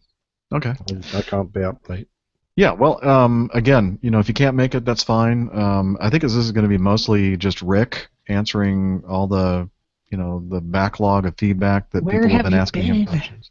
Just and then he that could probably fill up an entire show. Like, what are you doing? Right. So we're just going to be sitting here just listening to Rick, I think. Yeah. I don't know what I'm doing. Well, I do know what I'm doing on Saturday, but I may or may not be able to join you. Okay. I'd like to. But you know what we didn't do today? We still didn't do the third-class medical reform. Oh, shoot. Let's do, you that. Want me, maybe I should just record it, and then you can add it in wherever you want. Send in some feedback, Steph. Then we'll get to it in a month or two. We'll get it done. No, we'll just do it next time, and just I'll just have to make a special placeholder for it so that I'll remember. All right. Yeah. I'll put it in the news or in the first. Do the intro script thing, and just put it under one of the bullet points. And we'll just do it there so I don't forget about it, because clearly trying to put it in between news and feedback didn't work because I forgot about it too. Okay. Very good. Yeah. Very good. Okay, well, thanks, everybody. We're going to go celebrate International IPA Day. IPA Day. Yes, go drink your IPAs. Yay. IPA. Thanks, everybody. Pleasure meeting both of you. Likewise. Pleasure was us. I'm sure. A shame we didn't get more music. I was expecting a slightly highbrow show tonight. And we have to do the Hag Martirosian podcast. Oh, no. Well, that's what we need to do. I'll just follow you over to one of these organs, and we can record a show. Well, next time you come in, just bring in some of those MIDI files, and Yeah, actually, I played it on the show too, didn't I? Actually, Jeff played it on the show. Yeah. Oh, that's right. But we'll just have to do a live hangout on air. We could actually do that. We could do that. Yeah, that'd be fun. Yeah. We'll do that sometime. Keep that idea burning, like the landing lights on my MD-88. No wind though. All right. Well, we'll see you all next week, or actually Saturday, or sometime. I don't know. Get out of here. Whatever. Get on with your lives. All right. Bye-bye. Bye. Bye. Cheers.